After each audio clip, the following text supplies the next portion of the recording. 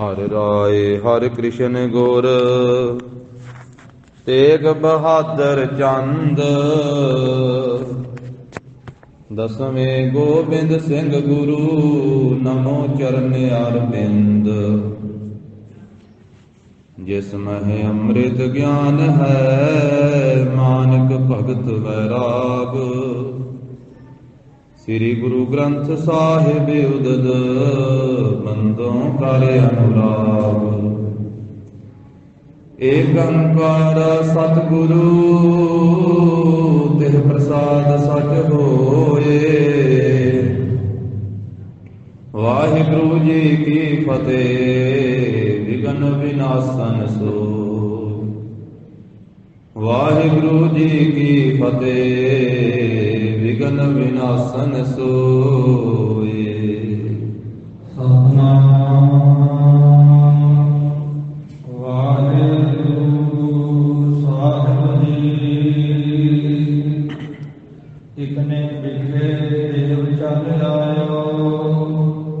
श्री प्रभु को निज दर्श दिखायो।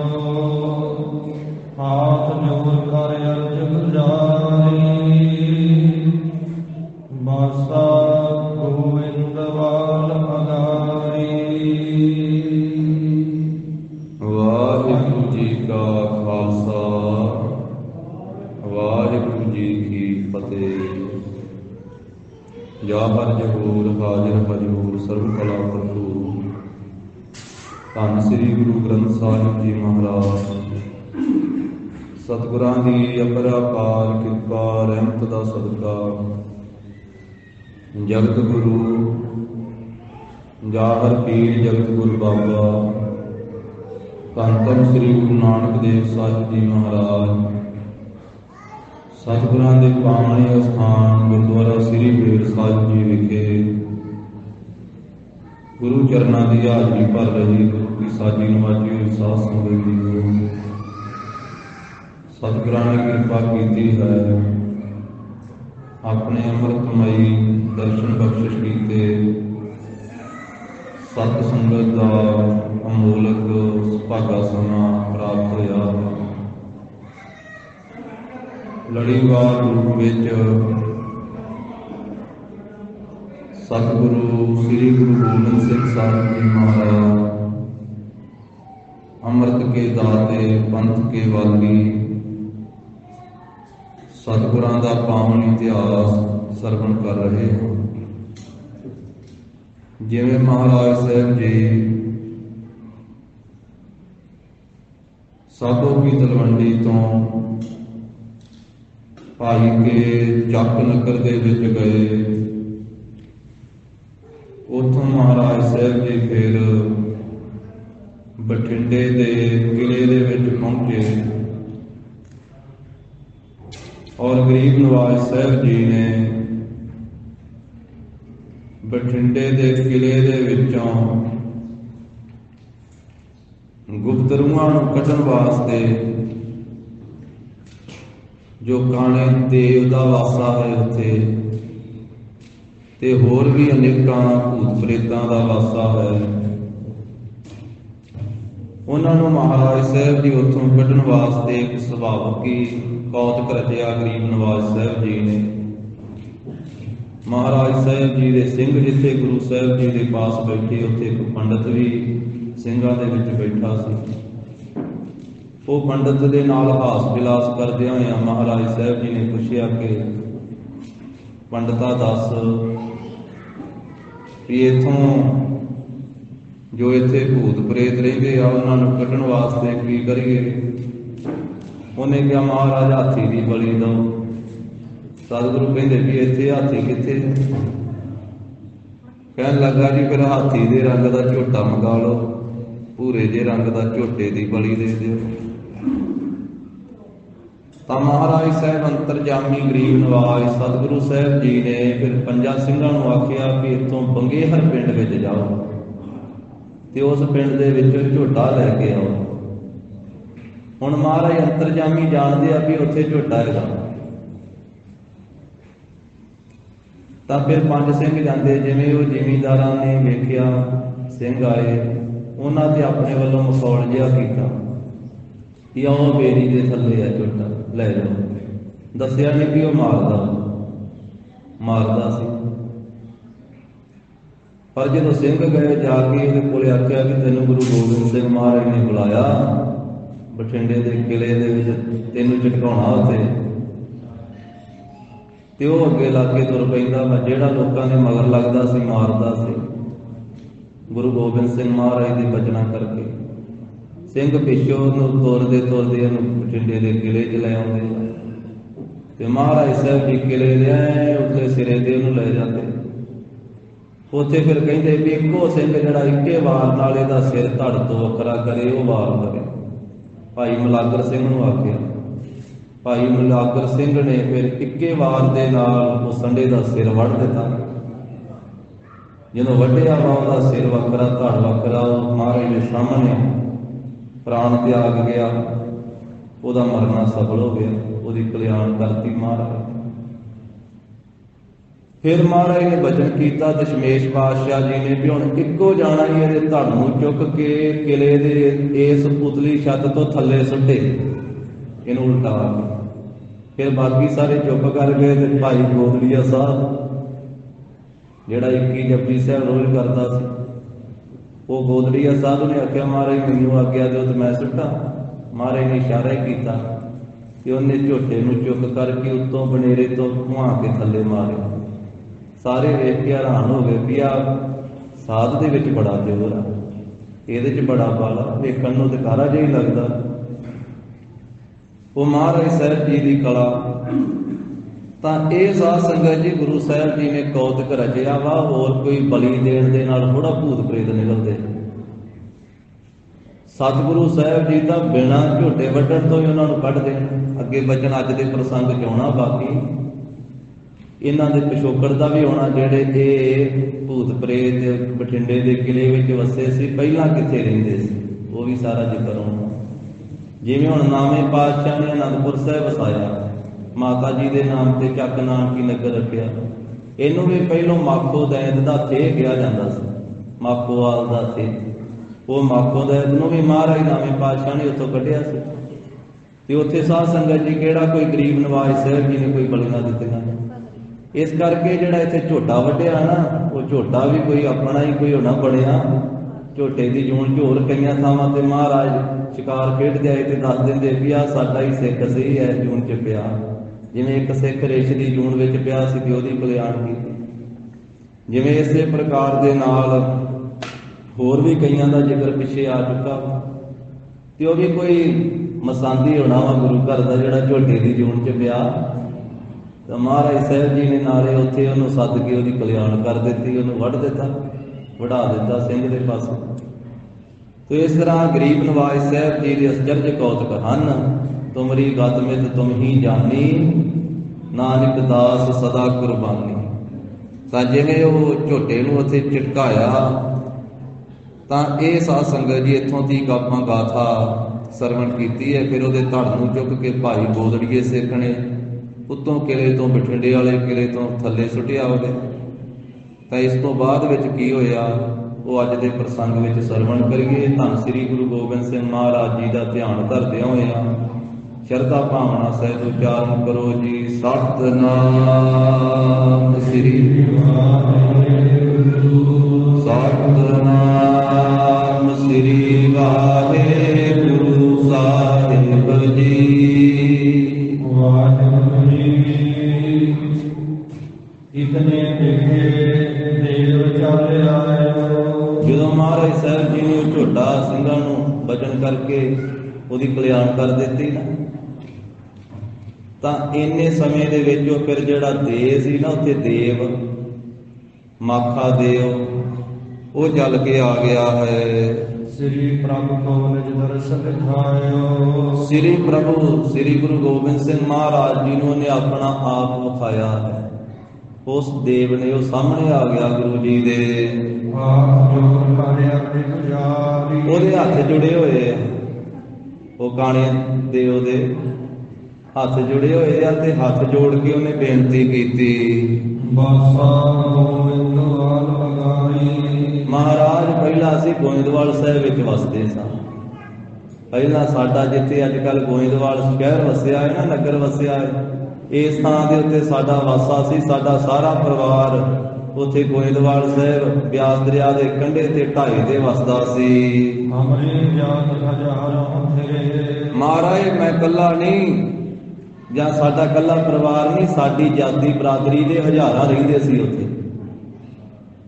ਉਹ ਪ੍ਰੇਤ ਕਹਿਣ ਲੱਗਾ, ਦੇਵ ਕਹਿਣ ਲੱਗਾ, ਕਹਿੰਦਾ ਵੀ ਸਾਡੀ ਜਾਤੀ ਦੇ ਹਜ਼ਾਰਾਂ ਹੀ ਉੱਥੇ ਰਹਿੰਦੇ ਸੀ ਗੋਇੰਦਵਾਲ। ਤਾਂ ਉੱਥੋਂ ਦੇ ਲੋਕਾਂ ਦਾ ਬਹੁਤ ਉਜਾੜਾ ਕਰਦੇ ਸੀ।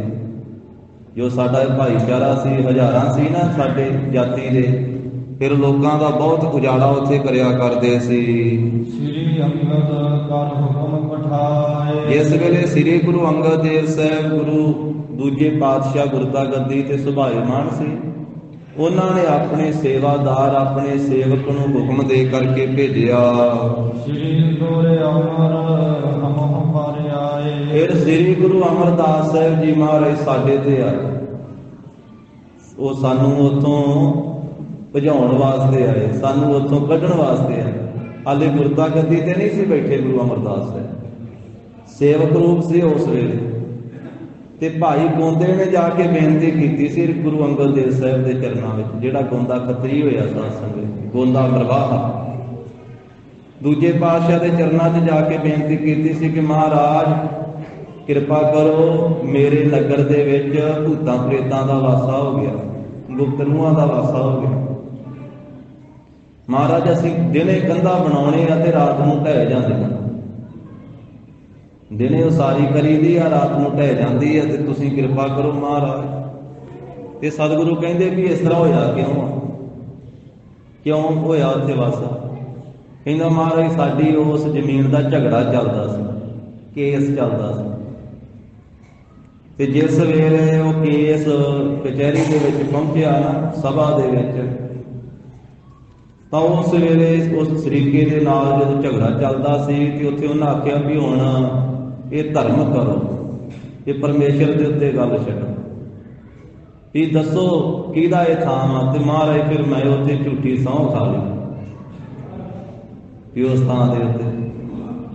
ਇਸ ਕਰਕੇ ਭੂਤਾਂ ਪ੍ਰੇਤਾਂ ਦਾ ਇੱਥੇ ਵਾਸਾ ਹੋ ਗਿਆ। ਉਂਝ ਇਹ ਦੱਸ ਸੱਚ ਦਿੱਤਾ ਗੋਂਦੇ ਖੱਤਰੀ ਨੇ ਕਿ ਮਹਾਰਾਜ ਆਹ ਕੁਝ ਮੇਰੇ ਤੋਂ ਹੋਇਆ, ਕਿ ਹੁਣ ਤੁਸੀਂ ਕਿਰਪਾ ਕਰੋ ਤੇ ਮਹਾਰਾਜ ਉਹ ਭੂਤਾਂ ਪ੍ਰੇਤਾਂ ਨੂੰ ਉੱਥੋਂ ਦੂਰ ਕਰੋ। ਫਿਰ ਸਤਿਗੁਰੂ ਜੀ ਨੇ, ਗੁਰੂ ਅੰਗਦ ਦੇਵ ਸਾਹਿਬ ਜੀ ਨੇ ਆਪਣੇ ਸੇਵਕ ਸ੍ਰੀ ਗੁਰੂ ਅਮਰਦਾਸ ਸਾਹਿਬ ਮਹਾਰਾਜ ਜੀ ਨੂੰ ਆਪਣੇ ਹੱਥ ਵਾਲੀ ਸੋਟੀ ਦੇ ਕੇ ਭੇਜਿਆ ਸੀ ਕਿ ਜਾਓ ਪੁਰਖਾ, ਤੁਸੀਂ ਜਾਓ ਉੱਥੇ, ਤੇ ਜਦੋਂ ਸੋਟੀ ਲੈ ਕੇ ਤੁਸੀਂ ਉੱਥੇ ਵਿਚਰੋਗੇ ਤੇ ਸੋਟੀ ਦੇ ਵਿੱਚੋਂ ਅੱਗ ਉਹਨਾਂ ਭੂਤਾਂ ਪ੍ਰੇਤਾਂ ਨੂੰ ਲੱਗੇਗੀ। ਤੇ ਜਿਵੇਂ ਜਿਵੇਂ ਤੁਸੀਂ ਉੱਥੇ ਤੁਰੋ ਫਿਰੋਗੇ ਤੇ ਉਹ ਸਾਰੇ ਭੱਜ ਜਾਣਗੇ, ਤੇ ਉਹਨਾਂ ਨੂੰ ਭੱਜਣਾ ਪੈ ਜਾਣਾ, ਚਲੇ ਜਾਣ। ਤੇ ਫਿਰ ਉਹ ਨਗਰ ਦੀ ਮੋਹੜੀ ਕੱਢ ਕੇ ਆਓ, ਅਰਦਾਸ ਬੇਨਤੀ ਕਰਕੇ ਨਗਰ ਦਾ ਨਾਮ ਹੀ ਰੱਖ ਕੇ ਆਓ। ਤਾਂ ਫਿਰ ਜਦੋਂ ਮਹਾਰਾਜ ਸਾਹਿਬ ਜੀ ਆਏ ਸੀ ਨਾ, ਤੇ ਫਿਰ ਗੁਰੂ ਅਮਰਦਾਸ ਸਾਹਿਬ ਜੀ ਨੇ ਗੋਇੰਦਵਾਲ ਸਾਹਿਬ ਤੋਂ ਇਹਨਾਂ ਨੂੰ ਕੱਢਿਆ ਸੀ, ਸਾਰੇ ਭੂਤਾਂ ਪ੍ਰੇਤਾਂ ਨੂੰ, ਜਿਹਦੇ ਹਜ਼ਾਰਾਂ ਦੀ ਗਿਣਤੀ ਦੇ ਵਿੱਚ। ਤਾਂ ਉਹਦਾ ਜ਼ਿਕਰ ਇਹ ਕਰ ਰਿਹਾ ਵਾ ਕਾਣਾ ਦੇ। ਇਹ ਕਹਿੰਦਾ ਕਿ ਫਿਰ ਗੁਰੂ ਅੰਗਦ ਦੇਵ ਸਾਹਿਬ ਮਹਾਰਾਜ ਦੇ ਭੇਜੇ ਹੋਏ ਸ੍ਰੀ ਅਮਰਦਾਸ ਸਾਹਿਬ ਜੀ ਮਹਾਰਾਜ ਸਾਡੇ ਤੇ ਚੜ੍ਹ ਕਰਕੇ ਆਏ ਸਨ। ਉਹਨਾਂ ਨੇ ਆਪਣੇ ਹੱਥ ਵਿੱਚ ਉਹ ਛੜੀ ਫੜੀ ਹੋਈ ਸੀ, ਸੋਟੀ ਫੜੀ ਸੀ, ਤੇ ਉਹਦੇ ਨਾਲ ਉਹ ਸਾਨੂੰ ਸਾੜਨ ਲੱਗੇ, ਉਹਦੇ ਵਿੱਚੋਂ ਸਾਨੂੰ ਅੱਗ ਪੈਂਦੀ ਸੀ। ਭਾਜੇ ਪ੍ਰੇਤ ਸਰਬ ਦੇ ਸਮੈ। ਜੋ ਸਾਡਾ ਭਾਈਚਾਰਾ ਸੀ, ਹਜ਼ਾਰਾਂ ਦੀ ਗਿਣਤੀ ਵਿੱਚ ਉਹ ਪ੍ਰੇਤ ਸੀ, ਉਹਨਾਂ ਸਾਰਿਆਂ ਨੂੰ ਭਾਜੜਾ ਪੈ ਗਈਆਂ। ਉਸ ਢਾਏ ਦੇ ਉੱਤੋਂ ਗੋਇੰਦਵਾਲ ਸਾਹਿਬ ਵਾਲੇ ਥਾਂ ਤੋਂ ਭੱਜਣ ਲੱਗ ਪਏ। ਇਹ ਜਿਹੜਾ ਦੱਸ ਰਿਹਾ ਨਾ 10ਵੇਂ ਪਾਤਸ਼ਾਹ ਨੂੰ, ਇਹਦਾ ਉਦੋਂ ਜਨਮ ਹੀ ਉਦੋਂ ਹੋਇਆ ਸੀ। ਕਹਿੰਦਾ ਕਿ ਮੇਰੀ ਮਾਤਾ ਉਸ ਵੇਲੇ ਗਰਭਵਤੀ ਸੀ। ਜਦੋਂ ਭਾਜੜ ਪਈ ਤੇ ਉਸ ਭਾਜੜ ਵਿੱਚ ਹੀ ਮੇਰਾ ਜਨਮ ਹੋਇਆ ਹੈ। ਤਾਂ ਜਵਾਰ ਦਾ ਖੇਤ ਸੀ ਤੇ ਉਹਦਾ ਜਿਹੜਾ ਉੱਤੋਂ ਵੱਡੀ ਹੋਈ ਜਵਾਰ, ਉਹ ਚਰੀ ਆਦਿਕ, ਚਰੀ ਮਕਈ, ਉਹ ਜਦੋਂ ਉੱਤੋਂ ਵੱਡੀ ਹੋਈ ਹੈ ਤੇ ਥੱਲੇ ਉਹਦੇ ਮੁੱਢ ਸੀ ਨਾ, ਉਹਦਾ ਮੁੱਢ ਜਿਹੜਾ ਹੈ ਤਿੱਖਾ ਜਿਹਾ ਗੁੱਥਾ ਜਿਹਾ, ਉਹ ਮੇਰੀ ਅੱਖ ਵਿੱਚ ਉਹਨੂੰ ਲੱਗਾ। ਤੇ ਇੱਕ ਅੱਖ ਵਿੱਚ ਮੇਰੇ ਉਹ ਚਰੀ ਦਾ ਜਵਾਰ ਦਾ ਗੁੱਥਾ ਜਿਹਾ ਲੱਗ ਗਿਆ ਤੇ ਉਹ ਵੱਜਣ ਕਰਕੇ ਮੇਰੀ ਇੱਕ ਅੱਖ ਜਿਹੜੀ ਉਹ ਖਰਾਬ ਹੋ ਗਈ, ਉਹ ਨਿਕਲ ਗਈ। ਤੇ ਦੂਜੇ ਮੇਰੇ ਭਰਾ ਦਾ ਵੀ ਇੱਕ ਦਾ ਉੱਥੇ ਉਸ ਮੌਕੇ ਤੇ ਜਨਮ ਹੋਇਆ। ਉਹਦਾ ਹੱਥ ਟੁੱਟ ਗਿਆ ਉੱਥੇ, ਇਸ ਕਰਕੇ ਉਹ ਟੁੰਡਾ ਦੇ ਕਰਕੇ ਜਾਣਿਆ ਜਾਂਦਾ ਹੈ। ਉਥੋਂ ਤੇ ਮਹਾਰਾਜ ਅਸੀਂ ਉਜੜੇ ਆ, ਗੁਰੂ ਅਮਰਦਾਸ ਸਾਹਿਬ ਜੀ ਨੇ ਸਾਡਾ ਥਾਂ ਉਜਾੜਿਆ ਵਾ, ਉਦੋਂ ਦੇ ਉਜੜੇ ਹੋਏ ਬਠਿੰਡੇ ਦੇ ਕਿਲੇ ਜਾ ਕੇ ਵਸੇ ਆ ਅਸੀਂ। ਸਾਡਾ ਪਰਿਵਾਰ, ਸਾਡੀ ਜਾਤੀ ਬਰਾਦਰੀ ਜਿਹੜੀ ਆ, ਇਹ ਬਿਆਸ ਦਰਿਆ ਦੇ ਕੰਢੇ ਤੋਂ ਉਜੜ ਕਰਕੇ ਤੇ ਬਠਿੰਡੇ ਦੇ ਕਿਲੇ ਵਿੱਚ ਆ ਕੇ ਵਸੀ ਹੈ। 100 ਸਾਲ ਤੋਂ ਉੱਪਰ ਹੋ ਗਿਆ ਸਾਨੂੰ ਮਹਾਰਾਜ ਇੱਥੇ ਵਸਦਿਆਂ ਹੋਇਆ। ਤੇ ਮਹਾਰਾਜ ਦਸਵੇਂ ਪਾਤਸ਼ਾਹ ਹੁਣ ਇੱਥੇ ਵੀ ਤੁਸੀਂ ਕਿਉਂ ਨਹੀਂ ਸਾਨੂੰ ਵਸਣ ਦਿੰਦੇ? ਹੁਣ ਸਾਨੂੰ ਬਠਿੰਡੇ ਦੇ ਕਿਲੇ ਵਿੱਚ ਤੇ ਸਾਨੂੰ ਭੂਤਾਂ ਪ੍ਰੇਤਾਂ ਨੂੰ ਵਸ ਲੈਣ ਦਿਓ। ਇਸ ਕਿਲੇ ਵਿੱਚੋਂ ਵੀ ਸਾਨੂੰ ਕਿਉਂ ਕੱਢ ਦਿਓ? ਇੱਥੇ ਕਿਉਂ ਨਹੀਂ ਸਾਨੂੰ ਵਸਣ ਦਿੰਦੇ ਹੋ? ਮਹਾਰਾਜ ਅਸੀਂ ਕਿਹੜੇ ਦੇਸ਼ ਵਿੱਚ ਚੱਲ ਕੇ ਜਾਈਏ? ਜਦੋਂ ਧੰਨ ਗੁਰੂ ਅਮਰਦਾਸ ਸਾਹਿਬ ਜੀ ਨੂੰ ਉੱਥੋਂ ਕੱਢਿਆ ਸੀ ਨਾ, ਉਸ ਮੌਕੇ ਦੇ ਉੱਤੇ ਨਗਰ ਨਹੀਂ ਸੀ ਹਲੇ ਵਸਿਆ, ਨਾਮ ਲੈਣਾ ਪੈਂਦਾ ਵਾ। ਇਹਨਾਂ ਨੂੰ ਕੱਢ ਕੇ ਫਿਰ ਨਗਰ ਵਸਾਇਆ ਸੀ ਮਹਾਰਾਜ ਸਾਹਿਬ। ਫਿਰ ਗਰੀਬ ਨਵਾਜ ਨੇ ਸ੍ਰੀ ਗੁਰੂ ਨਾਨਕ ਦੇਵ ਸਾਹਿਬ ਮਹਾਰਾਜ ਜੀ ਤੇ ਗੁਰੂ ਅੰਗਦ ਸਾਹਿਬ ਜੀ ਦਾ ਨਾਮ ਲੈ ਕੇ ਅਰਦਾਸ ਕੀਤੀ। ਤੀਜੇ ਪਾਤਸ਼ਾਹ ਅਰਦਾਸ ਕਰਕੇ ਫਿਰ ਨਗਰ ਦੀ ਮੋਹੜੀ ਕੱਢੀ। ਫਿਰ ਭਾਈ ਗੋਂਦੇ ਮਰਵਾਏ ਦੇ ਨਾਮ ਤੇ ਨਗਰ ਦਾ ਨਾਂ ਰੱਖਿਆ ਸ੍ਰੀ ਗੋਇੰਦਵਾਲ। ਫਿਰ ਸੰਗਤਾਂ ਭਾਵਨਾ ਨਾਲ ਕਹਿਣ ਲੱਗੀਆਂ ਸ੍ਰੀ ਗੋਇੰਦਵਾਲ ਸਾਹਿਬ। ਔਰ ਫਿਰ ਉਸ ਗੋਂਦੇ ਮਰਵਾਏ ਨੇ ਮਹਾਰਾਜ ਸਾਹਿਬ ਨੂੰ ਜ਼ਮੀਨ ਭੇਟ ਕੀਤੀ। ਆਖਿਆ ਤੁਸੀਂ ਵੀ ਆਪਣਾ ਇੱਥੇ ਪਰਿਵਾਰ ਸਮੇਤ ਵਸੋ ਤੇ ਇੱਥੇ ਮਹਾਰਾਜ ਧਰਮਸ਼ਾਲਾ ਬਣਾਓ ਨਗਰ ਦੇ ਵਿੱਚ। ਫਿਰ ਗੁਰੂ ਅੰਗਦ ਦੇਵ ਸਾਹਿਬ ਜੀ ਨੇ ਆਖਿਆ ਵੀ ਪੁਰਖਾ ਤੁਸੀਂ ਹੁਣ ਗੋਇੰਦਵਾਲ ਹੀ ਜਾ ਕੇ ਵਸ ਜਾਓ, ਜਿਹੜਾ ਤੁਸੀਂ ਨਗਰ ਵਸਾਇਆ। ਇਹ ਆਪਣੇ ਗੁਰਤਾ ਗੱਦੀ ਤੇ ਸੁਭਾਏਮਾਨ ਹੋਣ ਤੋਂ 3 ਸਾਲ ਪਹਿਲਾਂ ਵਸਾਇਆ ਗੋਇੰਦਵਾਲ ਸਾਹਿਬ ਮਹਾਰਾਜ। 1609 ਬਿਕਰਮੀ ਸੰਮਤ ਨੂੰ ਗੁਰੂ ਅਮਰਦਾਸ ਸਾਹਿਬ ਜੀ ਗੁਰਤਾ ਗੱਦੀ ਦੇ ਤਖਤ ਤੇ ਸੋਭਣ ਹੁੰਦੇ ਆ ਤੇ 1606 ਦੇ ਵਿੱਚ ਮਹਾਰਾਜ ਨੇ ਗੋਇੰਦਵਾਲ ਸਾਹਿਬ ਵਸਾਇਆ, ਬਿਕਰਮੀ ਸੰਮਤ 1606। ਫਿਰ ਇੱਥੇ ਆ ਕੇ ਪਰਿਵਾਰ ਸਮੇਤ ਮਹਾਰਾਜ ਸਾਹਿਬ ਵਸਦੇ। ਫਿਰ ਗੁਰਤਾ ਗੱਦੀ ਦੇ ਮਾਲਕ ਬਣ ਕੇ ਫਿਰ ਇੱਥੇ ਪੱਕੇ ਤੌਰ ਤੇ ਨਿਵਾਸ ਹੋ ਜਾਂਦਾ। ਫਿਰ ਇੱਥੇ ਬੌਲੀ ਸਾਹਿਬ ਦੀ ਰਚਨਾ ਮਹਾਰਾਜ ਸਾਹਿਬ ਕਰਵਾਉਂਦੇ ਨੇ। ਇਹ ਫਿਰ ਸਾਰੇ ਗੁਰਸਿੱਖਾਂ ਨੂੰ ਇੱਥੇ ਵਸਾਉਂਦੇ ਆ। ਸਮੇਂ ਦੇ ਨਾਲ ਭਾਈ ਗੋਂਦੇ ਦੇ ਅੱਗੇ ਜਾ ਕੇ ਅੰਸ ਬੰਸ ਵਾਲਿਆਂ ਨੇ ਬਾਅਦ ਵਿੱਚ ਮਹਾਰਾਜ ਸਾਹਿਬ ਉੱਤੇ ਜਾ ਕੇ ਲਾਹੌਰ ਫਰਿਆਦ ਵੀ ਕਰ ਦਿੱਤੀ ਸੀ ਵੀ ਇਹਨਾਂ ਕੋਲੇ ਜੋ ਸੰਗਤ ਆਉਂਦੀ ਆ ਜੀ, ਇਹ ਸਾਡੀ ਜ਼ਮੀਨ ਵਿੱਚ ਰਹਿੰਦੇ ਆ। ਸਾਡੇ ਵਡੇਰੇ ਭਾਈ ਗੋਂਦੇ ਨੇ ਇਹਨਾਂ ਨੂੰ ਥਾਂ ਦਿੱਤੀ ਸੀ ਵੀ ਜੋ ਚੜ੍ਹਤ ਚੜਾਵਾ ਆਉਂਦਾ, ਜੋ ਸੰਗਤ ਵੱਲੋਂ ਮਾਇਆ ਆਉਂਦੀ ਹੈ, ਸਾਨੂੰ ਮਿਲਿਆ ਕਰੇ, ਕਿਉਂਕਿ ਸਾਡੀ ਜ਼ਮੀਨ। ਤਾਂ ਫਿਰ ਬਾਅਦ ਵਿੱਚ ਉਹ ਸਭ ਇਹਨਾਂ ਨੂੰ ਫਿਟਕਾਰਾਂ ਹੀ ਪਈਆਂ ਸੀ। ਉਹਦਾ ਜ਼ਿਕਰ ਚੌਥੇ ਪਾਤਸ਼ਾਹ ਨੇ ਗੌੜੀ ਦੀਆਂ ਵਾਰਾਂ ਦੇ ਵਿੱਚ ਕੀਤਾ। ਤੋ ਇਸ ਤਰੀਕੇ ਦੇ ਨਾਲ ਸਾਧ ਸੰਗਤ ਜੀ ਧੰਨ ਗੁਰੂ ਅਮਰਦਾਸ ਸਾਹਿਬ ਜੀ ਨੇ ਉੱਥੋਂ ਇਹਨਾਂ ਨੂੰ ਕੱਢਿਆ ਸੀ ਤੇ ਹੁਣ ਇਹ ਬਠਿੰਡੇ ਦੇ ਕਿਲੇ ਦੇ ਵਿੱਚ ਆ ਤੇ 10ਵੇਂ ਪਾਤਸ਼ਾਹ ਮਹਾਰਾਜ ਉੱਥੋਂ ਕੱਢਣ ਲੱਗੇ ਇਹਨਾਂ ਨੂੰ। ਗਰੀਬ ਨਵਾਜ ਸੱਚੇ ਪਾਤਸ਼ਾਹ ਤੇ ਬੇਨਤੀ ਕਰਦਾ ਵਾ ਇਹ ਕਾਣਾ ਦੇ, ਕਹਿੰਦਾ ਕਿ ਮਹਾਰਾਜ ਹੁਣ ਤੁਸੀਂ ਇੱਥੇ ਵੀ ਕਿਉਂ ਨਹੀਂ ਵਸਣ ਦਿੰਦੇ? ਸਾਨੂੰ 100 ਤੋਂ ਵੱਧ ਸਾਲ ਹੋ ਗਏ ਆ ਇੱਥੇ ਰਹਿੰਦੇ ਆ। ਜਦੋਂ ਆਪਾਂ ਗੁਰੂ ਕੀ ਬਾਣੀ ਪੜ੍ਹਦੇ ਆ ਤੇ ਮਹਾਰਾਜ ਨੇ ਬਾਣੀ 'ਚ ਵੀ ਇਹਨਾਂ ਦਾ ਜ਼ਿਕਰ ਕੀਤਾ, ਭੂਤਾਂ ਪ੍ਰੇਤਾਂ ਦਾ। ਸਾਧ ਸੰਗਤ ਸੁਖਮਨੀ ਸਾਹਿਬ ਦੇ ਵਿੱਚ ਜੋ 10ਵੀਂ ਅਸ਼ਟਪਦੀ ਆ, ਉਹਦਾ ਸ਼ਲੋਕ ਆ, ਉਸਤਤ ਕਰਹਿ ਅਨੇਕ ਜਨ ਅੰਤ ਨ ਪਾਰਾਵਾਰ, ਨਾਨਕ ਰਚਨਾ ਪ੍ਰਭ ਰਚੀ ਬਹੁ ਵਿਧ ਅਨੇਕ ਪ੍ਰਕਾਰ। ਪਰਮੇਸ਼ਰ ਨੇ ਜਿਹੜੀ ਰਚਨਾ ਰਚੀ ਆ ਉਹਨੂੰ ਕੋਈ ਜਾਣ ਥੋੜਾ ਸਕਦਾ ਸਾਰੀ। ਉਹ ਬਹੁਤ ਵਿਧੀਆਂ ਦੀ ਤੇ ਅਨੇਕ ਪ੍ਰਕਾਰ ਦੀ ਰਚਨਾ। ਬੰਦੇ ਦੀ ਸਮਝ ਇੰਨੀ ਨਹੀਂ ਕਿ ਸਾਰੀ ਰਚਨਾ ਨੂੰ ਜਾਣ ਸਕੇ। ਪਰਮੇਸ਼ਰ ਦੀ ਸਾਰੀ ਖੇਡ ਨੂੰ ਇਹ ਜਾਣ ਸਕੇ, ਕਿੰਨੀ ਕੁ ਜਾਣ ਸਕਦਾ? ਇਹ ਤਾਂ ਬੜੀ ਛੋਟੀ ਜੀ ਹੈ। ਬਾਣੀ ਵਿੱਚ ਇਹ ਵੀ ਬਚਨ ਆਖਿਆ ਵੀ ਜਿਹੜੇ ਮਨੁੱਖ ਦੀ ਬੁੱਧੀ ਹੈ ਨਾ, ਇਹ ਤੇ ਇੱਕ ਨਿੱਕਾ ਜਿਹਾ ਹੀ ਕੰਡਾ ਵਾ, ਨਿੱਕੀ ਜੀ ਤਕੜੀ ਆ, ਨਿੱਕੀ ਜੀ ਤਕੜੀ। ਇਹ ਨਿੱਕੀ ਜੀ ਤਕੜੀ ਦੇ ਨਾਲ ਰੱਬ ਨੂੰ ਕਿਸ ਤਰ੍ਹਾਂ, ਉਹਦੀ ਰਚਨਾ ਨੂੰ ਕਿਵੇਂ ਤੋੜ ਸਕਦਾ ਹੈ?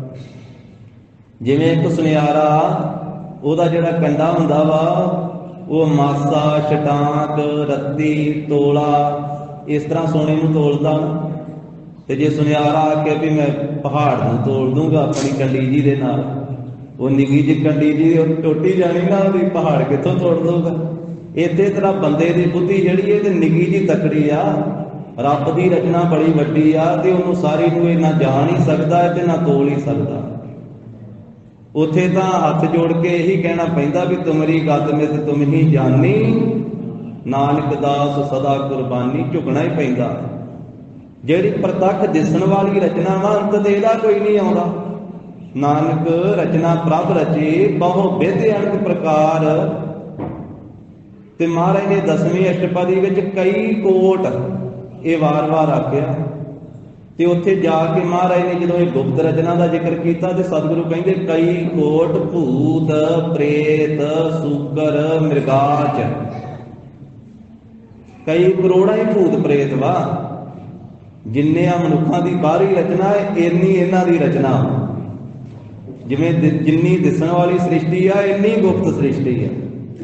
ਕਈ ਕਰੋੜਾਂ ਹੀ ਭੂਤ ਪ੍ਰੇਤ ਆ ਤੇ ਸੂਕਰ ਸੂਰ ਆਦਿਕ ਤੇ ਮਿਰਗਾਚ, ਮਿਰਗਾਂ ਨੂੰ ਖਾਣ ਵਾਲੇ ਸ਼ੇਰ ਆਦਿਕ। ਤਾਂ ਇਹ ਕਹਿਣ ਲੱਗੇ ਕਿ ਮਹਾਰਾਜ ਇੱਥੇ ਅਸੀਂ ਬੜੇ ਚਿਰ ਦੇ ਵਸਦੇ ਹਾਂ ਤੇ ਹੁਣ ਤੁਸੀਂ ਸਾਨੂੰ ਇੱਥੇ ਬਠਿੰਡੇ ਦੇ ਕਿਲੇ ਵਿੱਚ ਵੀ ਨਹੀਂ ਵਸਣ ਦਿੰਦੇ ਹੋ। ਤੇ ਸੋਭਾ ਵਾਲੇ ਪ੍ਰਭੂ ਗੁਰੂ ਗੋਬਿੰਦ ਸਿੰਘ ਮਹਾਰਾਜ ਨੇ ਉਸ ਦੇਵ ਦੇ ਤਾਈਂ ਆਪਣਾ ਹੁਕਮ ਕੀਤਾ ਹੈ। ਮਹਾਰਾਜ ਕਹਿੰਦੇ ਕਿ ਹੁਣ ਸਦਾ ਵਾਸਤੇ ਤੁਸੀਂ ਉੱਥੇ ਜਾ ਕਰਕੇ ਵਸ ਜਾਓ। ਜਿਹੜੀ ਫਿਟਕੀ ਹੋਈ ਆ ਨਾ ਸਰਹੰਦ ਦੀ ਪੂਰੀ, ਇਹ ਸਰਹੰਦ ਸ਼ਹਿਰ ਨੂੰ ਅਸੀਂ ਫਟਕਾਰ ਦਿੱਤਾ ਵਾ। ਇਸ ਕਰਕੇ ਹੁਣ ਤੁਸੀਂ ਸਦਾ ਵਾਸਤੇ ਸਰਹੰਦ ਸ਼ਹਿਰ ਵਿੱਚ ਜਾ ਕੇ ਵਸੋ। ਇੱਥੋਂ ਪੁੱਟੋ ਆਪਣਾ ਡੰਡਾ ਡੇਰਾ ਤੇ ਸਰਹੰਦ ਸ਼ਹਿਰ ਨੂੰ ਜਾ ਕੇ ਉਜਾੜੋ ਤੇ ਉੱਥੇ ਵਸ ਜਾਓ। ਉਹ ਫਿਟਕਾਰੀ ਹੋਈ ਸਰਹੰਦ ਦੀ ਨਗਰੀ, ਉਹਦੀਆਂ ਜੜ੍ਹਾਂ ਪੁੱਟ ਦਿਓ ਜਾ ਕੇ। ਉਹਦੀਆਂ ਜੜ੍ਹਾਂ ਉਖਾੜ ਕਰਕੇ ਸਤਲੁਜ ਦਰਿਆ ਵਿੱਚ ਸੁੱਟੋ। ਜਦੋਂ ਤੁਸੀਂ ਉੱਥੇ ਜਾ ਕੇ ਸਰਹੰਦ ਸ਼ਹਿਰ ਵਿੱਚ ਵਸੋਗੇ ਨਾ ਤੇ ਉੱਥੋਂ ਨਹੀਂ ਫਿਰ ਤੁਹਾਨੂੰ ਕੋਈ ਹਟਾਵੇਗਾ। ਉੱਥੇ ਫਿਰ ਸਦਾ ਵਾਸਤੇ ਵਸਦੇ ਰਹੋ। ਤੁਹਾਡਾ ਸਦਾ ਵਾਸਤੇ ਉੱਥੇ ਵਾਸਾ ਬਣ ਜਾਵੇਗਾ ਸਰਹੰਦ ਦੇ ਵਿੱਚ। ਪਰ ਐਸੇ ਇਲਾਕੇ ਵਿੱਚੋਂ ਨਿਕਲੋ ਹੁਣ, ਤੇ ਬਠਿੰਡੇ ਦੇ ਕਿਲੇ ਵਿੱਚੋਂ ਨਿਕਲੋ ਤੇ ਮਾਲਵੇ ਨੂੰ ਛੱਡ ਕਰਕੇ ਚਲੇ ਜਾਓ। ਇੱਥੇ ਦੇਰੀ ਨਾ ਲਾਓ, ਨਿਕਲ ਜਾਓ ਇੱਥੋਂ। ਇਹ ਜਿੰਨਾ ਦੇਸ਼ ਹੈ ਨਾ ਸਾਰਾ, ਇਹ ਸਾਡਾ ਦੇਸ਼ ਹੈ। ਇਹਨੂੰ ਸਾਡਾ ਦੇਸ਼ ਜਾਣੋ। ਜਿਸ ਨੂੰ ਹੁਣ ਤੀਕ ਲੋਕ ਜੰਗਲ ਦੇਸ਼ ਹੀ ਕਹਿੰਦੇ ਸੀ, ਇਸ ਨੂੰ ਸਾਰੇ ਜੰਗਲ ਦੇਸ਼ ਕਹਿੰਦੇ ਸਨ।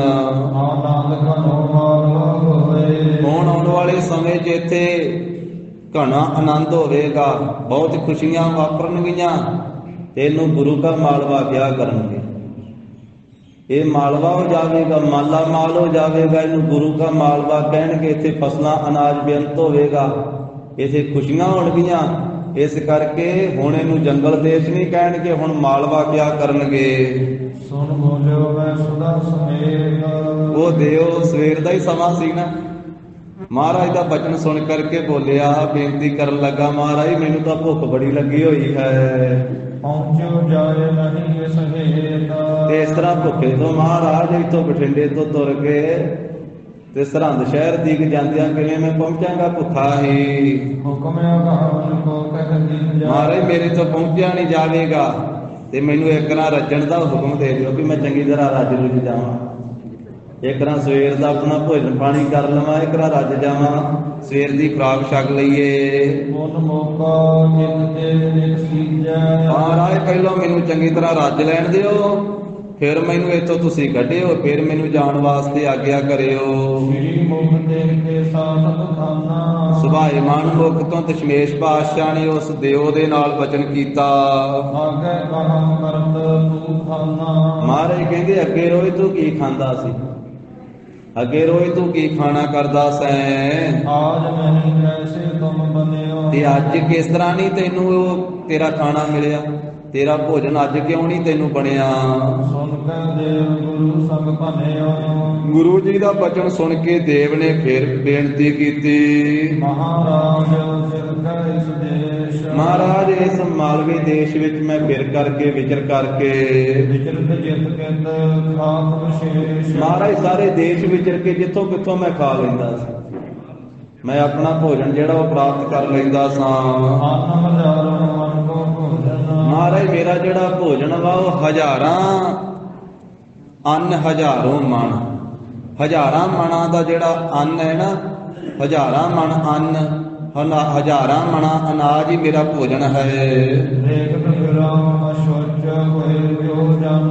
ਤੇ ਮਹਾਰਾਜ ਉੱਥੋਂ ਮੇਰੇ ਹੱਥ ਵਿੱਚ ਆਉਂਦਾ ਏ, ਮੈਂ ਤੁਰਦਾ ਫਿਰਦਾ ਵੇਖਦਾ ਰਹਿਣਾ ਵੀ ਜਿਹੜੇ ਸੁਚਮਤਾ ਨਹੀਂ ਰੱਖਦੇ, ਜਿਹੜੇ ਮੈਲੇ ਕੁਚਲੇ ਰਹਿੰਦੇ ਆ ਤੇ ਜਿਹੜੇ ਮੈਲੇ ਤਰੀਕੇ ਨਾਲ ਹੀ ਭੋਜਨ ਕਰਦੇ ਆ ਨਾ, ਫਿਰ ਉੱਥੋਂ ਮੇਰਾ ਭੋਜਨ ਬਣ ਜਾਂਦਾ ਹੈ।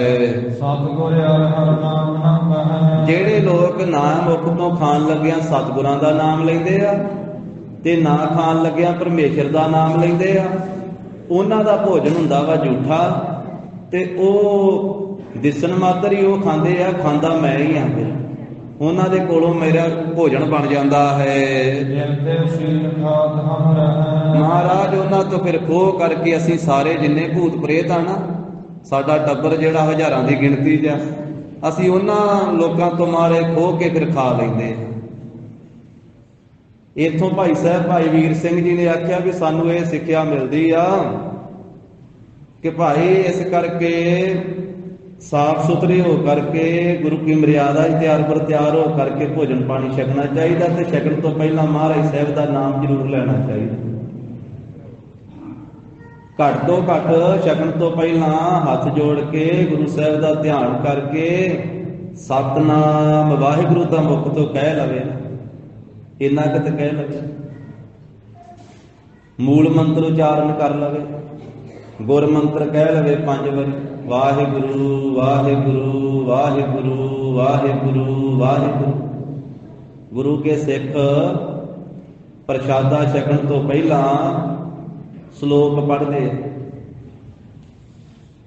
ਮੂਲ ਮੰਤਰ ਪੜ੍ਹ ਲੈਂਦੇ ਹਨ, ਗੁਰ ਮੰਤਰ ਦਾ ਜਾਪ ਕਰ ਲੈਂਦੇ, ਫਿਰ ਸ਼ਲੋਕ ਪੜ੍ਹ ਲੈਂਦੇ ਹਨ। ਸ਼ਲੋਕ ਪਵਨ ਗੁਰੂ ਪਾਣੀ ਪਿਤਾ ਮਾਤਾ ਧਰਤ ਮਹੱਤ, ਦਿਵਸ ਰਾਤ ਹੋਏ ਦਾਈ ਦਾਇਆ ਖੇਲੈ ਸਗਲ ਜਗ। ਵਾਹਿਗੁਰੂ ਸ਼ਲੋਕ ਕਾਮ ਕ੍ਰੋਧ ਅਰ ਲੋਭ ਮੋਹ ਬਿਨ ਸਜਾਏ ਹਮੇਵ, ਨਾਨਕ ਪ੍ਰਭ ਸਰਨਾਗਤੀ ਕਰ ਪ੍ਰਸਾਦ ਗੁਰਦੇ। ਇਹ ਸੁਖਮਨੀ ਸਾਹਿਬ ਦਾ ਜੋ 6ਵਾਂ ਸ਼ਲੋਕ ਹੈ, ਇਹ ਪੜ੍ਹਦੇ ਹਨ ਗੁਰੂ ਕੇ ਪਿਆਰੇ। ਔਰ ਗੁਰੂ ਕੇ ਲੰਗਰ ਦੇ ਵਿੱਚੋਂ, ਕਿਉਂਕਿ ਗੁਰੂ ਘਰ ਵਿੱਚੋਂ ਸਾਨੂੰ ਸਿੱਖਿਆ ਮਿਲਣੀ ਹੁੰਦੀ ਆ ਨਾ, ਗੁਰੂ ਕੇ ਦਰਬਾਰ ਵਿੱਚੋਂ ਸਿੱਖਿਆ ਮਿਲਦੀ ਆ, ਗੁਰੂ ਕੇ ਲੰਗਰ ਵਿੱਚੋਂ ਵੀ ਸਿੱਖਿਆ ਮਿਲਦੀ ਹੈ, ਜਿੱਥੋਂ ਪ੍ਰਸ਼ਾਦਾ ਛਕ ਲਿਆ। ਤੇ ਲੰਗਰਾਂ ਦੀ ਵੀ ਮਰਿਆਦਾ ਇਹ ਹੈ, ਆਪਾਂ ਜਦੋਂ ਪਹਿਲੀ ਪੰਗਤ ਲਾਈ ਜਾਂਦੀ ਉਸ ਵੇਲੇ ਵੀ ਮਹਾਰਾਜ ਸਾਹਿਬ ਜੀ ਅੱਗੇ ਸੁਖਮ ਅਰਦਾਸ ਕਰਕੇ ਤੇ ਫਿਰ ਸਾਧ ਸੰਗਤ ਜੀ ਲੰਗਰ ਵਰਤਾਉਣਾ ਆਰੰਭ ਕੀਤਾ ਜਾਂਦਾ। ਜਦੋਂ ਲੰਗਰ ਤਿਆਰ ਹੁੰਦਾ ਵਾ ਉਸ ਵੇਲੇ ਵੀ 5 ਪ੍ਰਸ਼ਾਦੇ ਰੱਖ ਕਰਕੇ ਤੇ ਦਾਲ ਭਾਜੀ ਜੋ ਤਿਆਰ ਹੋਈ ਹੈ ਉਹ ਰੱਖ ਕਰਕੇ ਉਹਨੂੰ ਠੰਡਾ ਕਰਕੇ, ਸਬਜ਼ੀ ਭਾਜੀ ਨੂੰ ਠੰਡਿਆ ਕਰਕੇ ਫਿਰ ਅਰਦਾਸ ਬੇਨਤੀ ਕਰਕੇ ਕਿਰਪਾਨ ਭੇਟ ਕੀਤੀ ਜਾਂਦੀ, ਫਿਰ ਲੰਗਰ ਵਰਤਾਇਆ ਜਾਂਦਾ। ਦਰਬਾਰ ਸਾਹਿਬ ਚਲੇ ਜਾਈਏ, ਜਦੋਂ ਸਵੇਰ ਦਾ ਲੰਗਰ ਜਦੋਂ ਆਰੰਭ ਹੁੰਦਾ, ਪਹਿਲੀ ਪੰਗਤ ਲੱਗਦੀ ਜਿਸ ਵੇਲੇ, ਜਿੰਨਾ ਚਿਰ ਸੰਗਤ ਦੇ ਵਿੱਚ ਥਾਲੀਆਂ ਵਰਤਾ ਕੇ ਪ੍ਰਸ਼ਾਦਾ ਦਾਲ ਸਬਜ਼ੀ ਵਰਤਾਈ ਜਾਂਦੀ ਹੈ ਤੇ ਇੱਕ ਸਿੰਘ ਖਲੋਤਾ ਸਤਿਨਾਮ ਵਾਹਿਗੁਰੂ ਦਾ ਜਾਪ ਕਰਦਾ। ਜਦੋਂ ਵਰਤ ਜਾਂਦੀ ਹੈ ਸਾਰੇ ਤੇ ਫਿਰ ਜਕਾਰਾ ਬੁਲਾਉਂਦਾ, ਜਕਾਰਾ ਬੁਲਾ ਕੇ ਫਤਿਹ ਬੁਲਾ ਕੇ ਫਿਰ ਸਾਰੀ ਸੰਗਤ ਛਕਣ ਲੱਗਦੀ। ਉੱਥੋਂ ਸਾਨੂੰ ਗੁਰੂ ਕੇ ਲੰਗਰਾਂ ਵਿੱਚੋਂ ਹੀ ਮਰਿਆਦਾ ਸਿੱਖਣ ਨੂੰ ਮਿਲਦੀ ਆ ਵੀ ਆਪਣੇ ਘਰ ਵਿੱਚ ਵੀ ਜਦੋਂ ਅਸੀਂ ਪ੍ਰਸ਼ਾਦਾ ਛਕਣਾ ਵਾ, ਘੱਟ ਤੋਂ ਘੱਟ ਮੂਲ ਮੰਤਰ ਕੋਈ 1 ਵਾਰੀ ਜਾਂ 5 ਵਾਰੀ ਪੜ੍ਹ ਕੇ ਗੁਰ ਮੰਤਰ ਦਾ ਜਾਪ ਕਰਕੇ ਮਹਾਰਾਜ ਸਾਹਿਬ ਜੀ ਦਾ ਨਾਮ ਲੈ ਕੇ ਫਿਰ ਛਕਣਾ ਪ੍ਰਸ਼ਾਦਾ, ਜਿਨ੍ਹਾਂ ਸਾਨੂੰ ਛਕਣ ਵਾਸਤੇ ਦਿੱਤਾ। ਬਾਣੀ 'ਚ ਵੀ ਮਹਾਰਾਜ ਨੇ ਥਾਂ ਥਾਂ ਤੇ ਬਚਨ ਕੀਤੇ ਨਾ, ਜਿਹ ਪ੍ਰਸਾਦ ਛਤੀ ਅੰਮ੍ਰਿਤ ਖਾਹੇ, ਤਿਸ ਠਾਕੁਰ ਕੋ ਰੱਖ ਮਨ ਮਾਹੇ। ਤੇ ਸਿਆਣੇ ਗੁਰਸਿੱਖ ਮਾਈਆਂ ਭੈਣਾਂ ਉਹ ਜਿਸ ਵੇਲੇ ਪ੍ਰਸ਼ਾਦਾ ਤਿਆਰ ਕਰਦੀਆਂ, ਬਾਣੀ ਪੜ੍ਹਨ ਵਾਲੀਆਂ ਉਹਨਾਂ ਨੂੰ ਬਾਣੀ ਕੰਠ ਹੁੰਦੀ ਤੇ ਨਾਲ ਨਾਲ ਉਹ ਬਾਣੀ ਪੜ੍ਹ ਲੈਂਦੇ।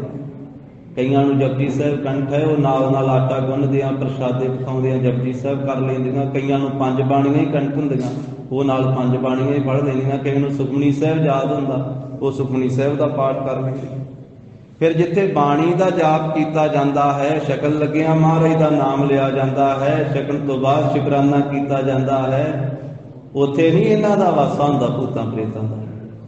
ਤੇ ਜਿੱਥੇ ਨਾ ਪ੍ਰਸ਼ਾਦਾ ਬਣਾਉਣ ਤੋਂ ਪਹਿਲਾਂ ਨਹਾਉਣਾ ਧੋਣਾ, ਰਸੋਈ ਵਿੱਚ ਇਸ਼ਨਾਨ ਤੋਂ ਬਿਨਾਂ ਹੀ ਵੜ ਜਾਣਾ ਹੈ, ਤੇ ਨਾ ਫਿਰ ਛਕਣ ਲੱਗੇ ਹੀ ਮਹਾਰਾਜ ਸਾਹਿਬ ਦਾ ਨਾਮ ਲੈਣਾ, ਨਾ ਇਸ਼ਨਾਨ ਕਰਨਾ, ਨਾ ਮਹਾਰਾਜ ਦਾ ਨਾਮ ਲੈਣਾ। ਫਿਰ ਉਹ ਛਕਦੇ ਤਾਂ ਅਸੀਂ ਆ ਸੰਸਾਰੀ ਜੀਵ, ਪਰ ਪਹੁੰਚਦਾ ਭੂਤਾਂ ਪ੍ਰੇਤਾਂ ਨੂੰ। ਉੱਥੇ ਫਿਰ ਉਹਨਾਂ ਘਰਾਂ ਵਿੱਚ ਵੀ ਭੂਤਾਂ ਪ੍ਰੇਤਾਂ ਦਾ ਵਾਸਾ ਹੁੰਦਾ ਵਾ, ਤੇ ਉਹ ਇਹ ਖਾਧਾ ਹੋਇਆ ਵੀ ਉਹ ਲੈ ਜਾਂਦੇ ਖੋਹ ਕੇ। ਉਹਨਾਂ ਨੇ ਆਖਿਆ ਨਾ, ਉਹਨੇ ਜਿਹੜਾ ਉਹਨਾਂ ਦਾ ਸਿਰਮੌਰ ਸੀ, ਆਗੂ ਸੀ ਭੂਤਾਂ ਪ੍ਰੇਤਾਂ ਦਾ, ਕਾਣਾ ਦੇਵ, ਉਹ ਕਹਿੰਦਾ ਮਹਾਰਾਜ ਜਿਹੜੇ ਝੂਠੇ ਰਹਿੰਦੇ ਆ, ਜਿਹੜੇ ਸੁਚਮਤਾ ਨਹੀਂ ਰੱਖਦੇ, ਅਸੀਂ ਵੇਖਦੇ ਫਿਰਦੇ ਆ ਕਿ ਜਿੱਥੇ ਸੁਚਮਤਾ ਨਹੀਂ ਹੁੰਦੀ, ਜਿਸ ਥਾਂ ਤੇ ਸੁਚਮਤਾ ਨਾਲ ਨਹੀਂ ਬਣਦਾ ਇਹ ਭੋਜਨ, ਜਿਹੜੇ ਛਕਣ ਲੱਗਿਆਂ ਸੁਚਮਤਾ ਨਹੀਂ ਰੱਖਦੇ, ਕਿਉਂਕਿ ਸੰਸਾਰ 'ਚ ਬਹੁਤੀ ਗਿਣਤੀ ਐਸੀ ਹੈ ਜਿੱਥੇ ਸੁਚਮਤਾ ਨਾਲ ਨਹੀਂ ਬਣਦਾ, ਜਿਨ੍ਹਾਂ ਘਰਾਂ ਦੇ ਵਿੱਚ, ਜਿਨ੍ਹਾਂ ਥਾਵਾਂ ਦੇ ਉੱਤੇ, ਤੇ ਜਿੱਥੇ ਸ਼ਰਾਬਾਂ ਪੀਤੀਆਂ ਜਾਂਦੀਆਂ, ਜਿੱਥੇ ਮਾਸ ਬਣਾਏ ਜਾਂਦੇ, ਉੱਥੇ ਸੁਚਮਤਾ ਕਿਹਨੇ ਰੱਖਣੀ? ਜਾਂ ਜਿੱਥੇ ਇਸੇ ਤਰ੍ਹਾਂ ਬੇਮਰਿਆਦਾ ਵਰਤਦੀ ਆ, ਬਿਨਾਂ ਅਸੂਲ ਤੋਂ ਸੰਸਾਰ ਜਿਹੜਾ ਚੱਲਦਾ ਹੈ, ਤਾਂ ਉਸ ਥਾਂ ਦੇ ਉੱਤੇ ਫਿਰ ਭੂਤਾਂ ਪ੍ਰੇਤਾਂ ਦਾ ਹੀ ਵਾਸਾ ਹੁੰਦਾ।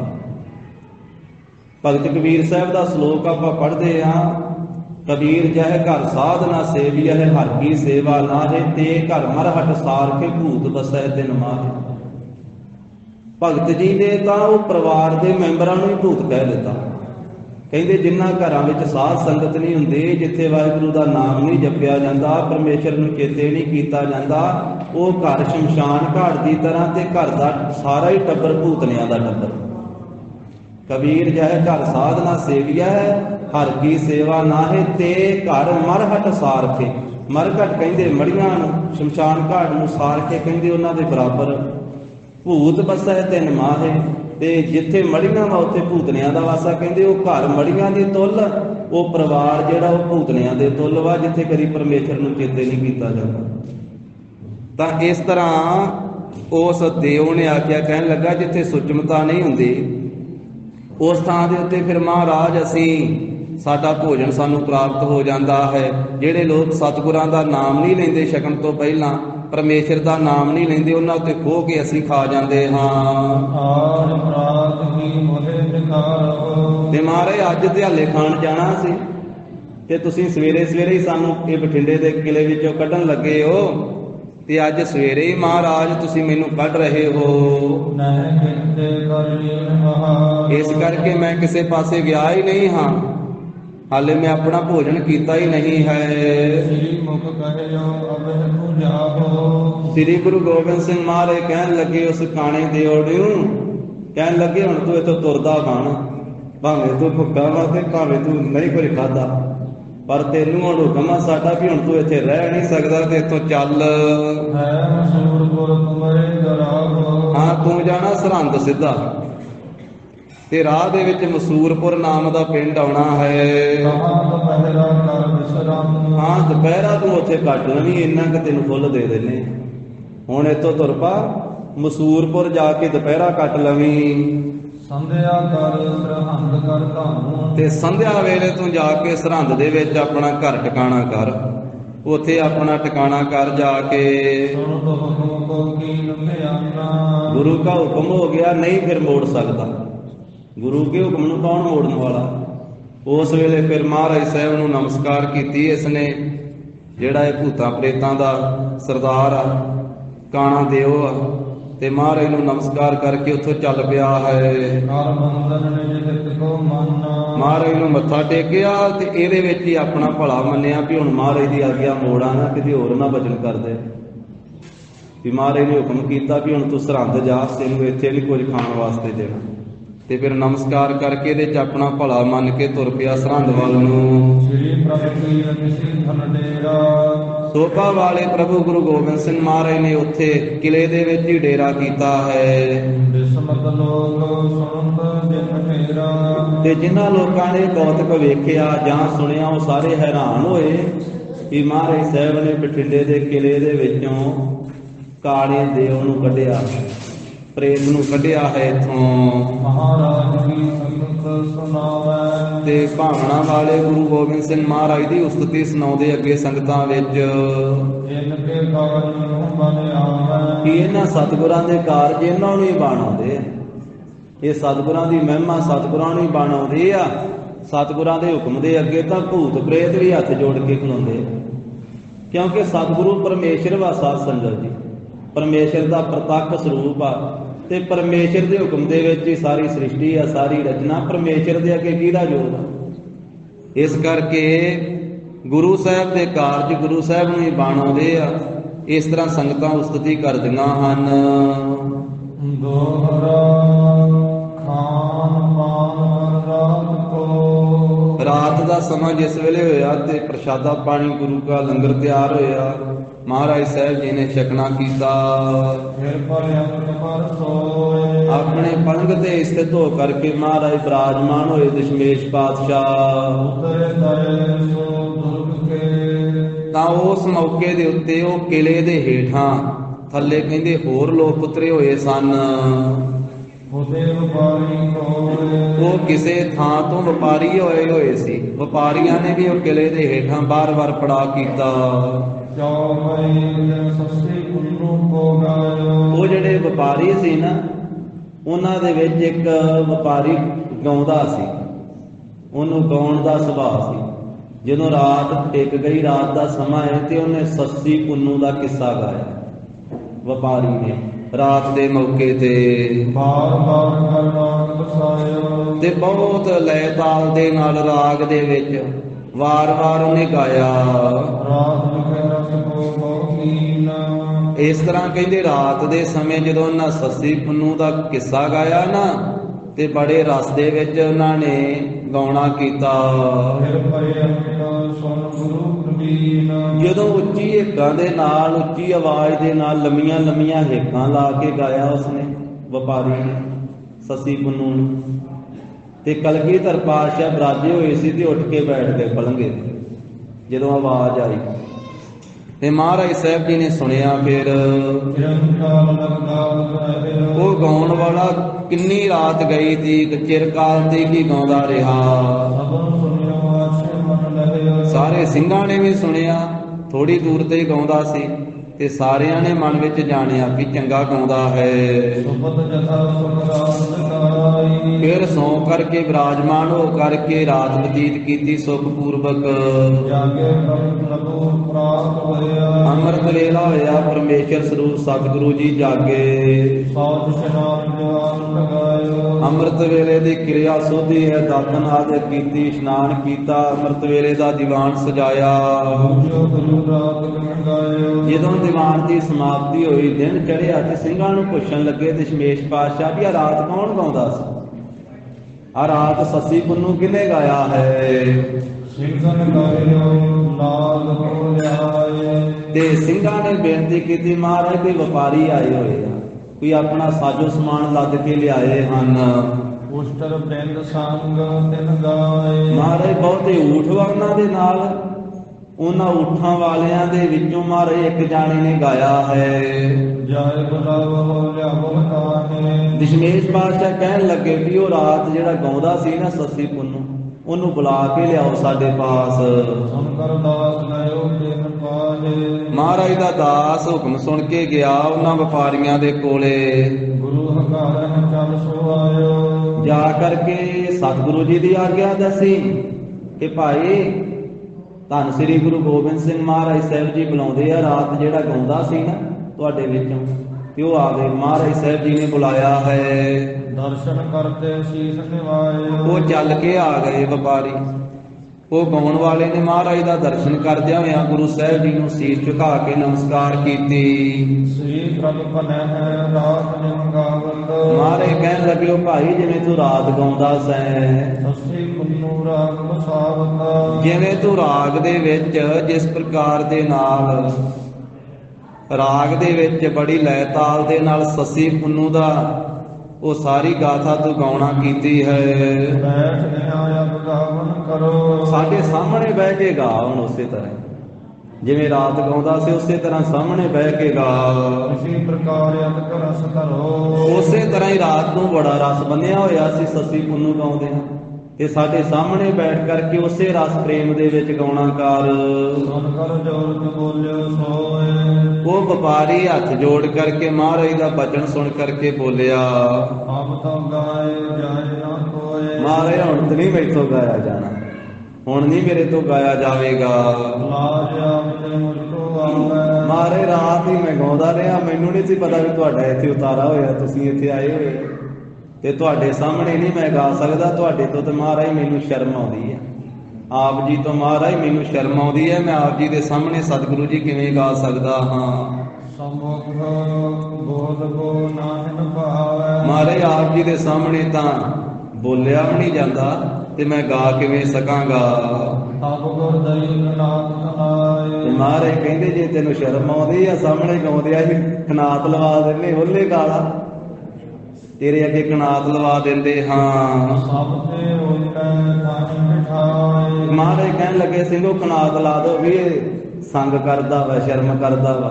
ਰਾਤ ਕਿਵੇਂ ਉੱਚੀ ਉੱਚੀ ਗਾਉਂਦਾ ਸੀ ਤੇ ਹੁਣ ਕਹਿੰਦਾ ਨਹੀਂ ਗਾਇਆ ਜਾਣਾ ਸਾਹਮਣੇ। ਕਨਾਤ ਲਵਾ ਦਿੱਤੀ, ਸਾਹਮਣੇ ਪਰਦਾ ਲਵਾ ਦਿੱਤਾ। ਕਹਿਣ ਲੱਗੇ ਤੂੰ ਸਾਡੇ ਤੋਂ ਕੀ ਸਾਰੇ ਸਿੰਘਾਂ ਤੋਂ ਉਹਲੇ ਬਹਿ ਕੇ ਗਾ ਦੇ, ਕਨਾਤ ਦੇ ਪਿਛਲੇ ਪਾਸੇ ਬੈਠ ਕੇ ਗਾ ਦੇ। ਪ੍ਰਭ ਕੋ ਹੁਕਮ ਮਾਨ ਕਰ ਗਏ। ਹੁਣ ਮਹਾਰਾਜ ਦਾ ਹੁਕਮ ਮੰਨਣਾ ਪਿਆ। ਉਹ ਕਨਾਤ ਦੇ ਪਿਛਲੇ ਪਾਸੇ ਗੁਰੂ ਸਾਹਿਬ ਜੀ ਦਾ ਹੁਕਮ ਮੰਨ ਕੇ ਚਲੇ ਗਿਆ। ਤਉ ਰਾਮ ਸਮਰਸ ਨਹਿ ਪਾਇਓ। ਫਿਰ ਗਾਇਆ ਪਿਛਲੇ ਪਾਸੇ ਬੈਠ ਕੇ, ਪਰ ਜਿਵੇਂ ਰਾਤ ਗਾਉਂਦਾ ਸੀ ਨਾ ਆਪਣੀ ਖੁਸ਼ੀ ਦੇ ਨਾਲ ਉੱਚੀ ਉੱਚੀ, ਉਸ ਤਰੀਕੇ ਨਾਲ ਫੇਰ ਨਹੀਂ ਗਾਇਆ ਗਿਆ। ਜਿਵੇਂ ਰਾਤ ਉਹਨੇ ਰਸ ਬੰਨਿਆ ਸੀ ਗਾਉਣ ਦੇ ਵਿੱਚ, ਉਸ ਤਰੀਕੇ ਨਾਲ ਉਹ ਰਸ ਨਾ ਬਣਿਆ ਉਹਦੇ ਤੋਂ। ਧੰਦੇ ਕਰਿ ਸੁਖਿਓ ਨਿਹਾਲ। ਤੇ ਮਹਾਰਾਜ ਸਾਹਿਬ ਜੀ ਮੌਜ ਦੇ ਮਾਲਕ ਸੱਚੇ ਪਾਤਸ਼ਾਹ ਉਸ ਨੂੰ ਆਪਣੇ ਪਾਸ ਬੁਲਾਇਆ ਤੇ ਸਤਿਗੁਰੂ ਜੀ ਨੇ ਮਾਇਆ ਦਿੱਤੀ ਇਹਨੂੰ, ਧਨ ਦੇ ਕਰਕੇ ਤੇ ਨਿਹਾਲ ਕੀਤਾ। ਹਰੀ ਮੌਜ ਸ੍ਰੀ ਪ੍ਰਭੂ ਪ੍ਰਸਾਦ। ਸ੍ਰੀ ਪ੍ਰਭੂ ਜੀ ਨੇ ਬਹੁਤੀ ਇਸ ਤਰ੍ਹਾਂ ਬਖਸ਼ਿਸ਼ ਕੀਤੀ ਹੈ। ਸੱਸੀ ਕਰਕੇ ਕਰਮਿ ਉਠਾਈ। ਤਾਂ ਕਿਸੇ ਸਿੰਘ ਨੇ, ਕਿਸੇ ਪ੍ਰੇਮੀ ਨੇ ਉਸ ਮੌਕੇ ਤੇ ਸੱਸੀ ਦੇ ਇਸ ਕਿੱਸੇ ਦੇ ਉੱਤੇ, ਸੱਸੀ ਦੇ ਉੱਤੇ ਤਰਕ ਖੜੀ ਕੀਤੀ ਕਿ ਮਹਾਰਾਜ ਇਹ ਸੱਸੀ ਪੁੰਨੂ ਦੇ ਇਹਦਾ ਤੁਸੀਂ ਇਹ ਕਿੱਸਾ ਕਿਵੇਂ ਇਹਦੇ ਤੋਂ ਸੁਣਦੇ ਹੋ। ਇਸ ਪ੍ਰਾਤੇ ਉਤਰ ਕਰਿਓ ਗੁਸਾਈ। ਤੇ ਉਸ ਪ੍ਰੇਮੀ ਦੇ ਉੱਤੇ ਮਹਾਰਾਜ ਸਾਹਿਬ ਜੀ ਨੇ ਫਿਰ ਉੱਤਰ ਦਿੱਤਾ। ਉਹਨੇ ਤਰਕ ਕੀਤੀ ਸੀ, ਮਾਲਕ ਜੀ ਨੇ ਉੱਤਰ ਦਿੱਤਾ। ਅੰਗਰ ਗੱਡੈ ਨਯਨੀ ਮਾਹੀ। ਮਹਾਰਾਜ ਕਹਿੰਦੇ ਆਪਣੀ ਉਂਗਲ ਧਰਤੀ 'ਚ ਗੱਡ ਕੇ ਵੇ, ਧਰਤੀ ਦੇ ਵਿੱਚ ਗੱਡ ਕੇ ਵੇ। ਤੇਰੀ ਉਂਗਲ ਜਿਹੜੀ ਹੈ ਧਰਤੀ ਵਿੱਚ ਨਹੀਂ ਜਾਵੇਗੀ, ਪੂਰੀ ਪੂਰੀ ਮਿੱਟੀ ਦੇ ਵਿੱਚ ਨਹੀਂ ਖੁੱਬੇਗੀ। ਆਪਣੀ ਉਂਗਲ ਨੂੰ ਗੱਡ ਕੇ ਵੇਖ, ਧਰਤੀ ਵਿੱਚ ਤੇਰੀ ਉਂਗਲ ਜਿਹੜੀ ਹੈ ਧਰਤੀ 'ਚ ਨਹੀਂ ਗੱਡੀ ਜਾਣੀ। ਸਸੀਆ ਭਈ ਪ੍ਰਵੇਸ਼ਨ ਕਾਹੀ। ਤੇ ਜਿਸ ਸੱਸੀ ਦਾ ਇਹਨੇ ਜ਼ਿਕਰ ਕੀਤਾ ਵਾ ਉਹ ਸਮੇਤ ਸਰੀਰ ਤੇ ਧਰਤੀ ਵਿੱਚ ਗੱਡੀ ਗਈ। ਉਹ ਧਰਤੀ ਨੇ ਉਹਨੂੰ ਥਾਂ ਦੇ ਦਿੱਤਾ, ਧਰਤੀ ਦੇ ਵਿੱਚ ਪ੍ਰਵੇਸ਼ ਹੋ ਗਈ। ਪ੍ਰੇਮ ਮਹਾਤਮ ਵਡਹੁ ਵਡੇਰਾ। ਇਹ ਪ੍ਰੇਮ ਦਾ ਮਹਾਤਮ ਆ, ਪ੍ਰੇਮ ਦਾ ਮਹਾਤਮ ਵੱਡਿਆਂ ਨਾਲੋਂ ਵੱਡਾ ਹੈ। ਵਕਾਰ ਹੋਰ ਹੁੰਦਾ ਵਾ ਤੇ ਪ੍ਰੇਮ ਹੋਰ ਹੁੰਦਾ। ਸਾਧ ਸੰਗਤ ਜੀ, ਲੋਕ ਕਈ ਵਾਰੀ ਵਕਾਰਾਂ ਨੂੰ ਪ੍ਰੇਮ ਕਹੀ ਜਾਂਦੇ, ਉਹ ਵਕਾਰ ਹੋਰ ਹੁੰਦਾ ਹੈ ਤੇ ਪ੍ਰੇਮ ਹੋਰ ਚੀਜ਼ ਹੈ। ਮਹਾਰਾਜ ਕਹਿਣ ਲੱਗੇ ਪ੍ਰੇਮ ਦਾ ਜਿਹੜਾ ਮਹਾਤਮ ਉਹ ਵੱਡਿਆਂ ਨਾਲੋਂ ਵੱਡਾ ਹੈ। ਪ੍ਰਾਣ ਜਾਨ ਲਗ ਜਿਨਹੁ ਬੇਰਾ। ਕਿਉਂਕਿ ਪ੍ਰਾਣ ਜਾਣ ਲੱਗ, ਪ੍ਰਾਣ ਚਲੇ ਜਾਣ ਤੱਕ ਜਿਸ ਦਾ ਨਿਬੇੜਾ ਹੋ ਜਾਂਦਾ। ਪ੍ਰੇਮ ਏਡਾ ਵੱਡਾ ਹੈ ਕਿ ਪ੍ਰੇਮ ਦੇ ਵਿੱਚ ਲੀਨ ਹੋ ਕਰਕੇ ਜੀਵ ਆਪਣੇ ਪ੍ਰਾਣ, ਆਪਣੀ ਜਾਨ ਵੀ ਤਿਆਗ ਦਿੰਦਾ ਹੈ। ਦਿਨ ਕੇ ਨਾਮ ਸਦਾ ਸਿਰ ਭਏ। ਤੇ ਪ੍ਰੇਮੀਆਂ ਦੇ ਨਾਮ ਮਹਾਰਾਜ ਕਹਿੰਦੇ ਸਦਾ ਵਾਸਤੇ ਸੰਸਾਰ ਤੇ ਸਥਿਤ ਹੋ ਗਏ, ਸਦਾ ਵਾਸਤੇ ਸੰਸਾਰ ਤੇ ਕਾਇਮ ਹੋ ਗਏ। ਲੱਖਾਂ ਬਰਖ ਬਖਾਨੇ ਗਏ। ਭਾਵੇਂ ਲੱਖਾਂ ਸਾਲ ਵੀ ਬੀਤ ਗਏ, ਲੱਖਾਂ ਸਾਲਾਂ ਤੋਂ ਬਾਅਦ ਵੀ ਪ੍ਰੇਮ ਵਾਲੇ ਜਿਨ੍ਹਾਂ ਦਾ ਸੱਚਾ ਪ੍ਰੇਮ ਸੀ ਉਹਨਾਂ ਨੂੰ ਦੁਨੀਆ ਯਾਦ ਕਰਦੀ ਹੈ। ਗੁਰੂ ਪਰਮੇਸ਼ਰ ਸਨ ਜਿਨ ਪ੍ਰੇਮ। ਪਰ ਭਾਈ ਇੱਕ ਤਾਂ ਇਹ ਆਪਸ ਵਿੱਚ ਸਰੀਰਾਂ ਦਾ ਪ੍ਰੇਮ, ਉਹ ਵੀ ਸੱਚਾ ਪ੍ਰੇਮ, ਵਕਾਰੀ ਪ੍ਰੇਮ ਨਹੀਂ। ਜਿਨ੍ਹਾਂ ਦਾ ਸੱਚਾ ਪ੍ਰੇਮ ਸੀ ਨਾ ਆਪਸ ਵਿੱਚ ਵੀ, ਪਤੀ ਪਤਨੀ ਦਾ, ਇਹ ਸੱਸੀ ਤੇ ਪੁੰਨੂ ਇਹ ਵਿਆਹੇ ਹੋਏ ਸੀ। ਸਾਧ ਸੰਗਤ ਜੀ, ਆਮ ਇਹਨਾਂ ਦੀ ਕਹਾਣੀ ਹੋਰ ਤਰੀਕੇ ਨਾਲ ਸੁਣਾਈ ਜਾਂਦੀ, ਪ੍ਰਚਲਿਤ ਕੀਤੀ ਜਾਂਦੀ ਆ। ਪਰ ਭਾਈ ਸਾਹਿਬ ਭਾਈ ਵੀਰ ਸਿੰਘ ਜੀ ਨੇ ਵੀ ਹੇਠਾਂ ਟੂਕ ਦਿੱਤੀ ਹੋਈ ਆ ਉਹ ਕਹਿੰਦੇ ਵੀ ਇਹਨਾਂ ਦਾ ਵਿਆਹ ਹੋਇਆ ਸੀ। ਭਾਈ ਸਾਹਿਬ ਜੀ ਲਿਖਦੇ, ਕਹਿੰਦੇ ਸਿੰਧੀ ਬੋਲੀ ਦੇ ਸੱਸੀ ਪੁੰਨੂ ਦੇ ਕਿੱਸੇ ਦਾ ਅੰਗਰੇਜ਼ੀ ਅਨੁਵਾਦ ਜੋ FJ ਜੀ ਨੇ ਕੀਤਾ ਹੈ, ਉਸ ਦੇ 51 ਤੋਂ 54 ਛੰਦ ਤੋਂ ਸੱਸੀ ਪੁੰਨੂ ਦਾ ਵਿਆਹ ਹੋਣਾ ਸਪਸ਼ਟ ਸਹੀ ਹੁੰਦਾ ਹੈ। ਇਸ ਹਿਸਾਬ ਸੱਸੀ ਵਿਵਾਹਿਤਾ ਇਸਤਰੀ ਸੀ, ਪਤੀ ਵਿਜੋਗ ਵਿੱਚ ਜਾਨ ਦੇਣੀ ਪਈ, ਪਤੀ ਭਗਤੀ ਸੀ। ਉਹਨੇ ਆਪਣੇ ਪਤੀ ਦੇ ਵਿਜੋਗ ਦੇ ਵਿੱਚ ਆਪਣੀ ਜਾਨ ਦਿੱਤੀ ਤੇ ਵਿਆਹੀ ਹੋਈ ਸੀ ਸੱਸੀ ਪੁੰਨੂ ਦੇ ਨਾਲ। ਭਾਈ ਸਾਹਿਬ ਜੀ ਨੇ ਜ਼ਿਕਰ ਕੀਤਾ ਵਾ ਵੀ ਜੋ ਸਿੰਧੀ ਬੋਲੀ ਦੇ ਸੱਸੀ ਪੁੰਨੂ ਦੇ ਕਿੱਸੇ ਦਾ ਅੰਗਰੇਜ਼ੀ ਅਨੁਵਾਦ FJ ਜੀ ਨੇ ਕੀਤਾ ਹੈ, ਉਹਦੇ ਵਿੱਚ 51 ਨੰਬਰ ਤੋਂ ਲੈ ਕੇ 54 ਨੰਬਰ ਦੇ ਛੰਦ ਵਿੱਚ ਇਹ ਵਿਆਹ ਹੁੰਦਾ ਹੋਣ ਦਾ ਸਪਸ਼ਟ ਕੀਤਾ। ਤੋ ਇਸ ਤਰੀਕੇ ਦੇ ਨਾਲ ਬਾਕੀ ਪੰਜਾਬ ਵਿੱਚ ਜੋ ਸੱਸੀ ਪੁੰਨੂ ਦੀ ਦੋਸਤੀ ਦਾ ਕਿੱਸਾ ਪ੍ਰਸਿੱਧ ਹੈ, ਪਰ ਇਸ ਦੀ ਅਸਲ ਸਿੰਧ ਵਿੱਚ ਹੈ, ਜਿੱਥੇ ਸੱਸੀ ਦਾ ਕੇ ਚਮਕਰਾਉਣ ਵਾਲੇ ਪੁੰਨੂ ਨਾਲ ਵਿਆਹ ਹੋਇਆ ਸੀ। ਪੁੰਨੂ ਬੜੇ ਸਰਦਾਰੀ ਘਰਾਣੇ ਦਾ ਸੀ ਤੇ ਸੱਸੀ ਇੱਕ ਮਸੂਲ ਲੈਣ ਵਾਲੇ ਅਹਿਲਕਾਰ, ਜੋ ਅਸਲ ਵਿੱਚ ਸਰਦਾਰ ਨਹੀਂ ਸੀ ਪਰ ਉਂਝ ਅਹੁਦੇਦਾਰ ਸੀ, ਦੀ ਪਾਲਕ ਧੀ ਸੀ। ਇਸ ਕਰਕੇ ਪੁੰਨੂ ਦੇ ਭਰਾ ਉਸ ਨੂੰ ਚੋਰੀ ਲੈ ਗਏ ਕਿ ਸਾਡੀ ਕੁਲ ਦੀ ਹਾਨਤ ਹੁੰਦੀ ਹੈ, ਪਰੰਤੂ ਸੱਸੀ ਮਗਰੇ ਗਈ। ਕੇ ਚਮਕਰਾਉਣ ਦੇ ਰਸਤੇ ਵਿੱਚ ਹੀ ਸੱਸੀ ਪੁੰਨੂ ਪੁੰਨੂ ਕੂਕਦੀ ਮਰ ਗਈ। ਸੱਸੀ ਦੇ ਇਸ ਪਿਆਰ ਦੀ ਸੱਚਾਈ ਤੇ ਤੀਖਣਤਾ ਦੇ ਗੁਣ ਨੂੰ ਲੈ ਰਹੇ ਹਨ। ਉਸ ਦੇ ਪਿਆਰ ਵਿੱਚ ਸੱਚਾਈ ਤੇ ਤੀਖਣਤਾ ਸੀ। ਉਸ ਤੀਖਣਤਾ ਤੇ ਪਿਆਰ ਦੀ ਅੰਸ਼ ਦੀ ਮਹਿਮਾ ਕਹੀ ਹੈ। ਪਿਆਰ ਕਣੀ ਇੱਕ ਐਸੀ ਸ਼ੈ ਹੈ ਜਿਸ ਦੇ ਆਸਰੇ ਵੱਡੀ ਤੋਂ ਵੱਡੀ ਕੁਰਬਾਨੀ ਹੋ ਸਕਦੀ ਹੈ, ਜੋ ਸੱਸੀ ਨੇ ਕਰ ਦਿਖਾਈ।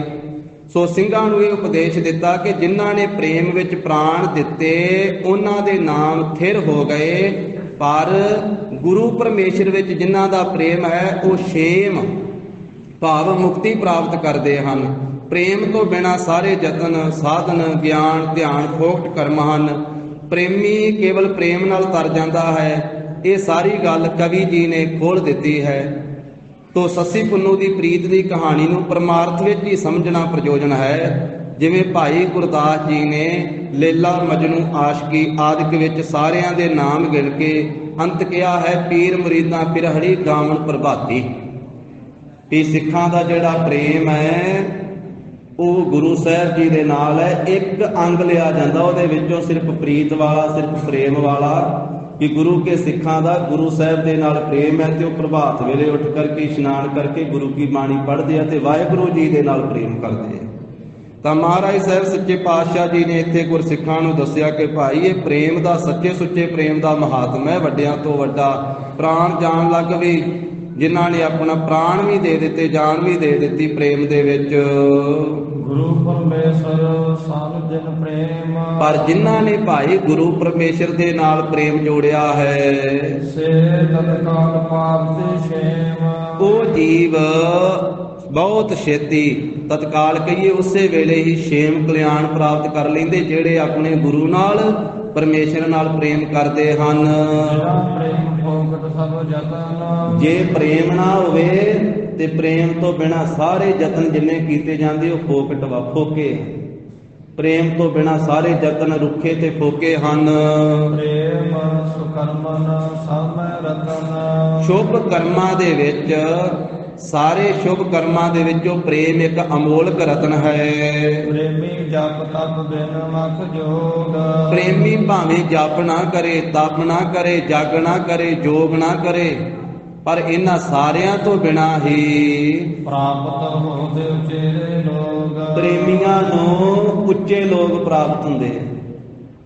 ਜਿਹੜੇ ਹੋਰ ਭਾਵੇਂ ਕੁਝ ਨਹੀਂ ਕਰਦੇ ਪਰ ਗੁਰੂ ਨਾਲ ਪ੍ਰੇਮ ਕਰਦੇ, ਪਰਮੇਸ਼ਰ ਨਾਲ ਪ੍ਰੇਮ, ਅੰਦਰ ਦਾ ਪ੍ਰੇਮ ਲੱਗਾ ਹੋਇਆ ਤੇ ਹੋਰ ਕੁਝ ਨਹੀਂ ਭਾਵੇਂ ਯਤਨ ਕਰਦੇ, ਕੋਈ ਜਪ ਬਹੁਤਾ ਨਹੀਂ ਕਰਦੇ, ਤਪ ਨਹੀਂ ਕਰਦੇ, ਕੋਈ ਜਗ ਆਦਿਕ ਨਹੀਂ ਕਰਦੇ, ਪਰ ਇੱਕ ਪ੍ਰੇਮ ਕਰਕੇ ਉਹਨਾਂ ਨੂੰ ਉੱਚਾ ਲੋਕ ਪ੍ਰਾਪਤ ਹੋ ਜਾਂਦਾ ਹੈ, ਗੁਰੂ ਦਾ ਪਰਮੇਸ਼ਰ ਦਾ ਲੋਕ ਪ੍ਰਾਪਤ ਹੋ ਜਾਂਦਾ ਹੈ। ਵਿਦਿਆਦਿਕ ਮਹਿਮਾ ਮੁਖ ਗਾ, ਇਸ ਤੋਂ ਆਦਿਕ ਮਹਾਰਾਜ ਸਾਹਿਬ ਜੀ ਨੇ, ਗਰੀਬ ਨਵਾਜ ਸਾਹਿਬ ਜੀ ਨੇ ਗੁਰੂ ਪਰਮੇਸ਼ਰ ਦੇ ਸੱਚੇ ਪ੍ਰੇਮ ਦੀ ਮਹਿਮਾ ਆਪਣੇ ਮੁਖ ਤੋਂ ਦੱਸੀ। ਦਸ਼ਮੇਸ਼ ਪਾਤਸ਼ਾਹ ਜੀ ਜਿਵੇਂ ਆਪਣੀ ਬਾਣੀ 'ਚ ਵੀ ਮਹਾਰਾਜ ਕਹਿੰਦੇ, ਸਾਚ ਕਹੋ ਸੁਣ ਲੇਹੋ ਸਭੈ, ਜਿਨ ਪ੍ਰੇਮ ਕੀਓ ਤਿਨ ਹੀ ਪ੍ਰਭ ਪਾਇਓ। ਤੇ ਪ੍ਰੇਮ ਦੀਆਂ ਉਦਾਹਰਨਾਂ ਮਹਾਰਾਜ ਸਾਹਿਬ ਜੀ ਨੇ ਬਾਣੀ ਦੇ ਵਿੱਚ ਅਨੇਕ ਪ੍ਰਕਾਰ ਨਾਲ ਦਿੱਤੀਆਂ। ਜਿਵੇਂ ਸਤਿਗੁਰੂ ਪੰਚਮ ਪਾਤਸ਼ਾਹ ਜੈਤਸਰੀ ਰਾਗ ਦੀ ਵਾਰ ਵਿੱਚ ਫਰਮਾਉਂਦੇ, ਮੱਛੀ ਦਾ ਪ੍ਰੇਮ ਹੈ ਪਾਣੀ ਦੇ ਨਾਲ, ਭੌਰੇ ਦਾ ਪ੍ਰੇਮ ਹੈ ਫੁੱਲਾਂ ਦੇ ਨਾਲ। ਜਿਉ ਮਛਲੀ ਬਿਨ ਪਾਣੀ ਹੈ ਕਿਉ ਜੀਵਨ ਪਾਵੈ, ਬੂੰਦ ਵਿਹੂਣਾ ਚਾਤ੍ਰਿਕੋ ਕਿਉ ਕਰ ਤ੍ਰਿਪਤਾਵੈ। ਸਵਾਂਤੀ ਬੂੰਦ ਨਾਲ ਚਾਤ੍ਰਿਕ ਦਾ ਪ੍ਰੇਮ ਹੈ। ਹਿਰਨ ਦਾ ਖੰਡੇੜੇ ਦੇ ਨਾਦ ਨਾਲ, ਸ਼ਬਦ ਨਾਲ, ਬੂੰਦ ਵਿਹੂਣਾ ਚਾਤ੍ਰਿਕੋ ਕਿਉ ਕਰ ਤ੍ਰਿਪਤਾਵੈ। ਨਾਦ ਕੁਰੰਕ ਹੈ ਵਿਦਿਆ ਸਨਮੁਖ ਉਠਤਾਵੈ, ਭਵਰ ਲੋਭੀ ਕੁਸਮ ਬਾਸ ਕਾ ਮਿਲਿਆ ਬੰਧਾਵੇ। ਭੌਰੇ ਦਾ ਫੁੱਲਾਂ ਨਾਲ ਪ੍ਰੇਮ, ਸੁਗੰਧੀ ਲੈਂਦਾ ਲੈਂਦਾ ਫੁੱਲ ਦੇ ਵਿੱਚ ਹੀ ਸਮਾ ਜਾਂਦਾ, ਵਿੱਚੇ ਹੀ ਪ੍ਰਾਣ ਤਿਆਗ ਜਾਂਦਾ। ਭਵਰ ਲੋਭੀ ਕੁਸਮ ਬਾਸ ਕਾ ਮਿਲਿਆ ਬੰਧਾਵੇ, ਤਿਉ ਸੰਤ ਜਨਾ ਹਰ ਪ੍ਰੀਤ ਹੈ, ਦੇਖ ਦਰਸਿਆ ਗਾਵੇ। ਇਸੇ ਤਰ੍ਹਾਂ ਪ੍ਰਭੂ ਦੇ ਪਿਆਰੇ ਸੰਤ ਜਨਾਂ ਦੀ ਪ੍ਰੀਤ ਹੈ, ਉਹ ਵਾਹਿਗੁਰੂ ਦੇ ਦਰਸ਼ਨ ਕਰਕੇ ਤ੍ਰਿਪਤ ਹੁੰਦੇ ਹਨ। ਮਹਾਰਾਜ ਸਾਹਿਬ ਨੇ ਪ੍ਰੇਮ ਦੀ ਬੇਅੰਤ ਮਹਿਮਾ ਗਾਈ ਹੈ। ਕਿਤਕ ਸਮੇਂ ਤਹਿ ਫਿਰੇ ਗੁਸਾਈ, ਕੁਝ ਸਮਾਂ ਇਸ ਤਰ੍ਹਾਂ ਸਤਿਗੁਰੂ ਜੀ ਉੱਥੇ ਦੀਵਾਨ ਤੋਂ ਬਾਅਦ ਸਥਿਤ ਹੋਏ, ਇਹ ਬਠਿੰਡੇ ਦੇ ਕਿਲੇ ਵਿੱਚ। ਕਹਿਓ ਤਖਤ ਦਰਾੜਨ ਫੇਰ, ਫਿਰ ਬੈਰਾੜ ਸਿੱਖਾਂ ਨੇ ਕਿਲੇ ਦਾ ਕੁਝ ਹੋਰ ਬ੍ਰਿਤਾਂਤ ਵੀ ਸੁਣਾਇਆ। ਬਿਨੈ ਪਾਪ ਰਿਪ ਛੜਿਓ ਅਖੇਰ, ਉਹ ਬੈਰਾੜ ਕਹਿਣ ਲੱਗੇ ਕਿ ਮਹਾਰਾਜ ਅਸੀਂ ਸੁਣਿਆ ਹੈ ਜਿਸ ਨੇ ਇਹ ਕਿਲਾ ਬਣਾਇਆ ਨਾ ਰਾਜੇ ਬਿਨੇਪਾਲ ਨੇ, ਇੱਕ ਵਾਰੀ ਉਹ ਇੱਥੇ ਸ਼ਿਕਾਰ ਨੂੰ ਚੜ੍ਹਿਆ ਸੀ। ਜਾਪਿਓ ਦਿਆਨ ਮਿਠੈ ਚੱਲ ਗਏ, ਜਦੋਂ ਜੰਗਲ ਦੇ ਵਿੱਚ ਉਹ ਬਿਨੇਪਾਲ ਰਾਜਾ ਸ਼ਿਕਾਰ ਖੇਡਣ ਵਾਸਤੇ ਗਿਆ, ਕੌਤਕ ਏਕ ਤੇ ਲੋਕ ਭਇਓ, ਉੱਥੇ ਇੱਕ ਕੌਤਕ ਵੇਖਿਆ ਰਾਜੇ ਨੇ ਅਜਾ ਪ੍ਰਸੰਤਾ ਬ੍ਰਿਤ ਸੋ ਲਰੈ, ਕਿ ਇੱਕ ਬੱਕਰੀ ਉਸਨੇ ਆਪਣੇ ਬੱਚੇ ਦਿੱਤੇ ਹੋਏ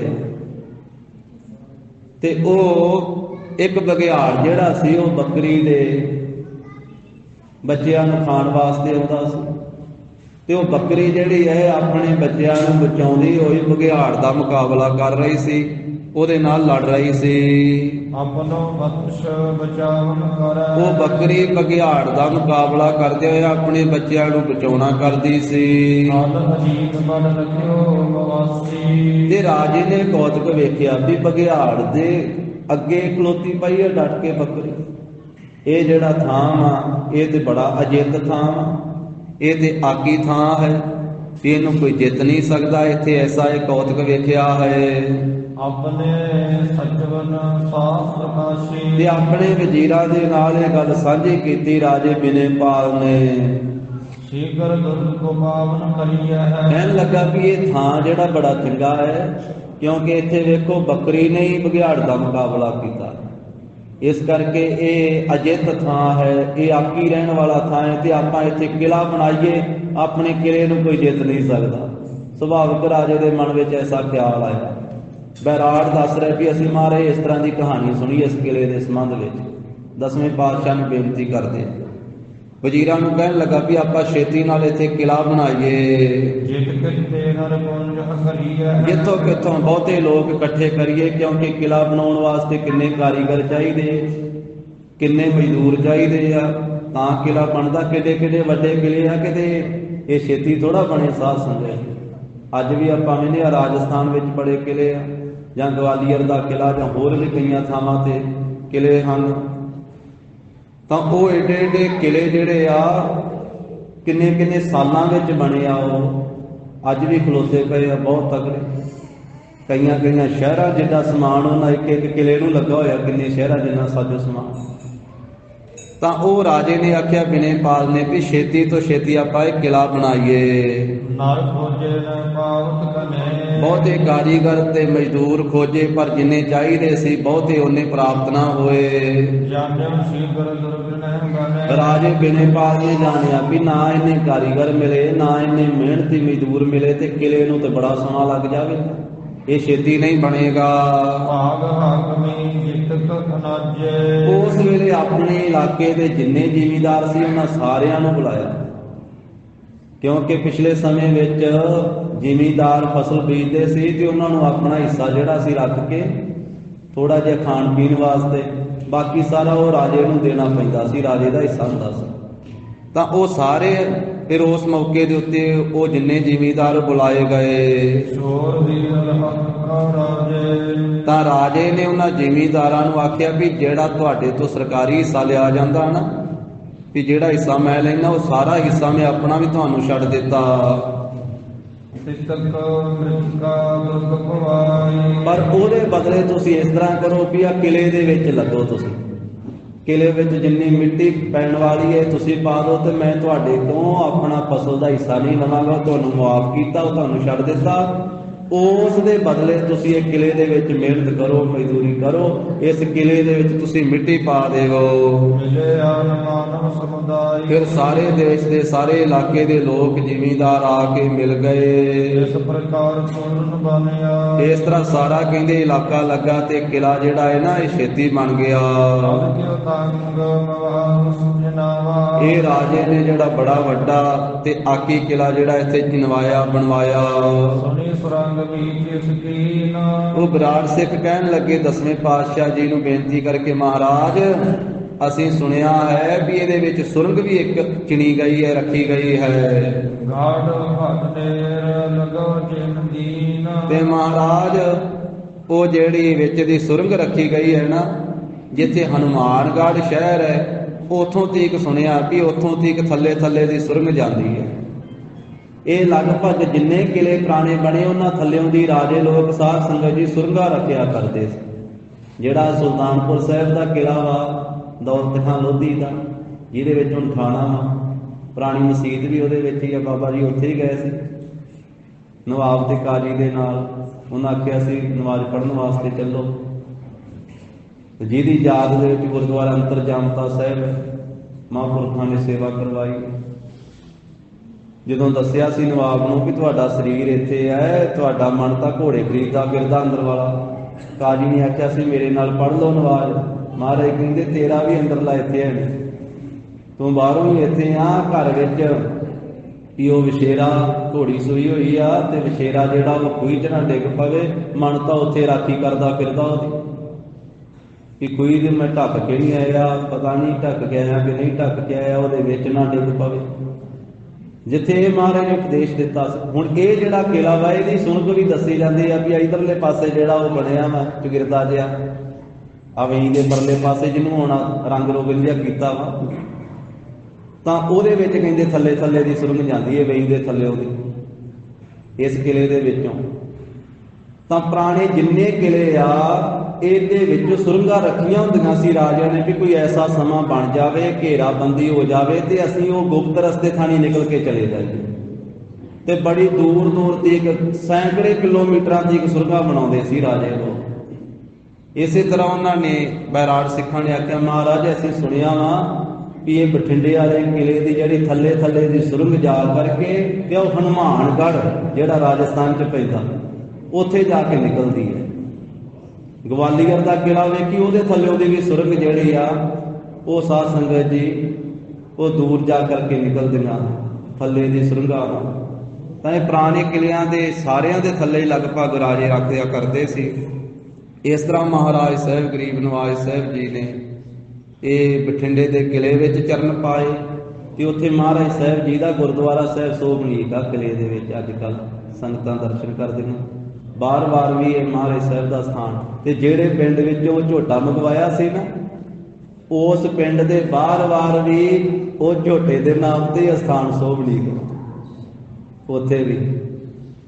ਤਾਂ ਉੱਥੇ ਗੁਰੂ ਕੀ ਬਾਣੀ ਦਾ ਪ੍ਰਵਾਹ ਚੱਲਦਾ ਹੈ। ਤਾਂ ਮਹਾਰਾਜ ਸਾਹਿਬ ਦਸ਼ਮੇਸ਼ ਪਾਤਸ਼ਾਹ ਜੀ ਦੇ ਐਸੇ ਚੋਜ ਕੌਤਕ ਗੁਰੂ ਜੀ ਦੇ ਪਾਵਨ ਇਤਿਹਾਸ ਦੀ ਵਿਚਾਰ ਸਾਂਝੀ ਕਰਦਿਆਂ ਹੋਈਆਂ ਭੁੱਲਾਂ ਚੁੱਕਾਂ ਦੀ ਸਤਿਗੁਰੂ ਜੀ ਗੁਰ ਸੰਗਤ ਜੀ ਖਿਮਾ ਦੇਣੀ। ਦੇਹੋ ਸੱਜਣੇ ਅਸੀਸੜੀਆਂ ਜਿਉ ਹੋਵੇ ਸਾਹਿਬ ਸਿਉ ਮੇਲ। ਹੇ ਗੋਬਿੰਦ ਹੇ ਗੋਪਾਲ ਹੇ ਦਇਆਲ ਲਾਲ, ਪ੍ਰਾਨਨਾਥ ਅਨਾਥ ਸਖੇ ਦੀਨ ਦਰਦ ਨਿਵਾਰ। ਹੇ ਸਮਰੱਥ ਅਗਮ ਪੂਰਨ ਅਵਤਾਰ ਅੰਧਕੂਪ ਮਹਾ ਭਿਆਨ ਨਾਨਕ ਪਾਰੇ ਉਤਾਰ ਆਏ ਪ੍ਰਭ ਸਰਨਾਗਤੀ ਕਿਰਪਾ ਨਿਧ ਦਇਆਲ ਏਕ ਅੱਖਰ ਹਰ ਮਨ ਬਸਤ ਨਾਨਕ ਹੋਤ ਨਿਹਾਲ ਕਥਾ ਨਿਤਾ ਪ੍ਰਤ ਹੋਤ ਹੈ ਸੁਨੋ ਸਿੰਘ ਸੁਜਾਨ ਨਾਨਕ ਗੁਰ ਗੋਬਿੰਦ ਸਿੰਘ ਜੀ ਸਦਾ ਕਰੇ ਕਲਿਆਣ ਨਾਨਕ ਗੁਰ ਗੋਬਿੰਦ ਸਿੰਘ ਜੀ ਸਦਾ ਕਰੇ ਕਲਿਆਣ। ਵਾਹਿਗੁਰੂ ਜੀ ਕਾ ਖਾਲਸਾ ਵਾਹਿਗੁਰੂ ਜੀ ਕੀ ਫਤਿਹ। ਸਤਿ ਸ੍ਰੀ ਅਕਾਲ। ਵਾਹਿਗੁਰੂ ਜੀ ਕਾ ਖਾਲਸਾ ਵਾਹਿਗੁਰੂ ਜੀ ਕੀ ਫਤਿਹ।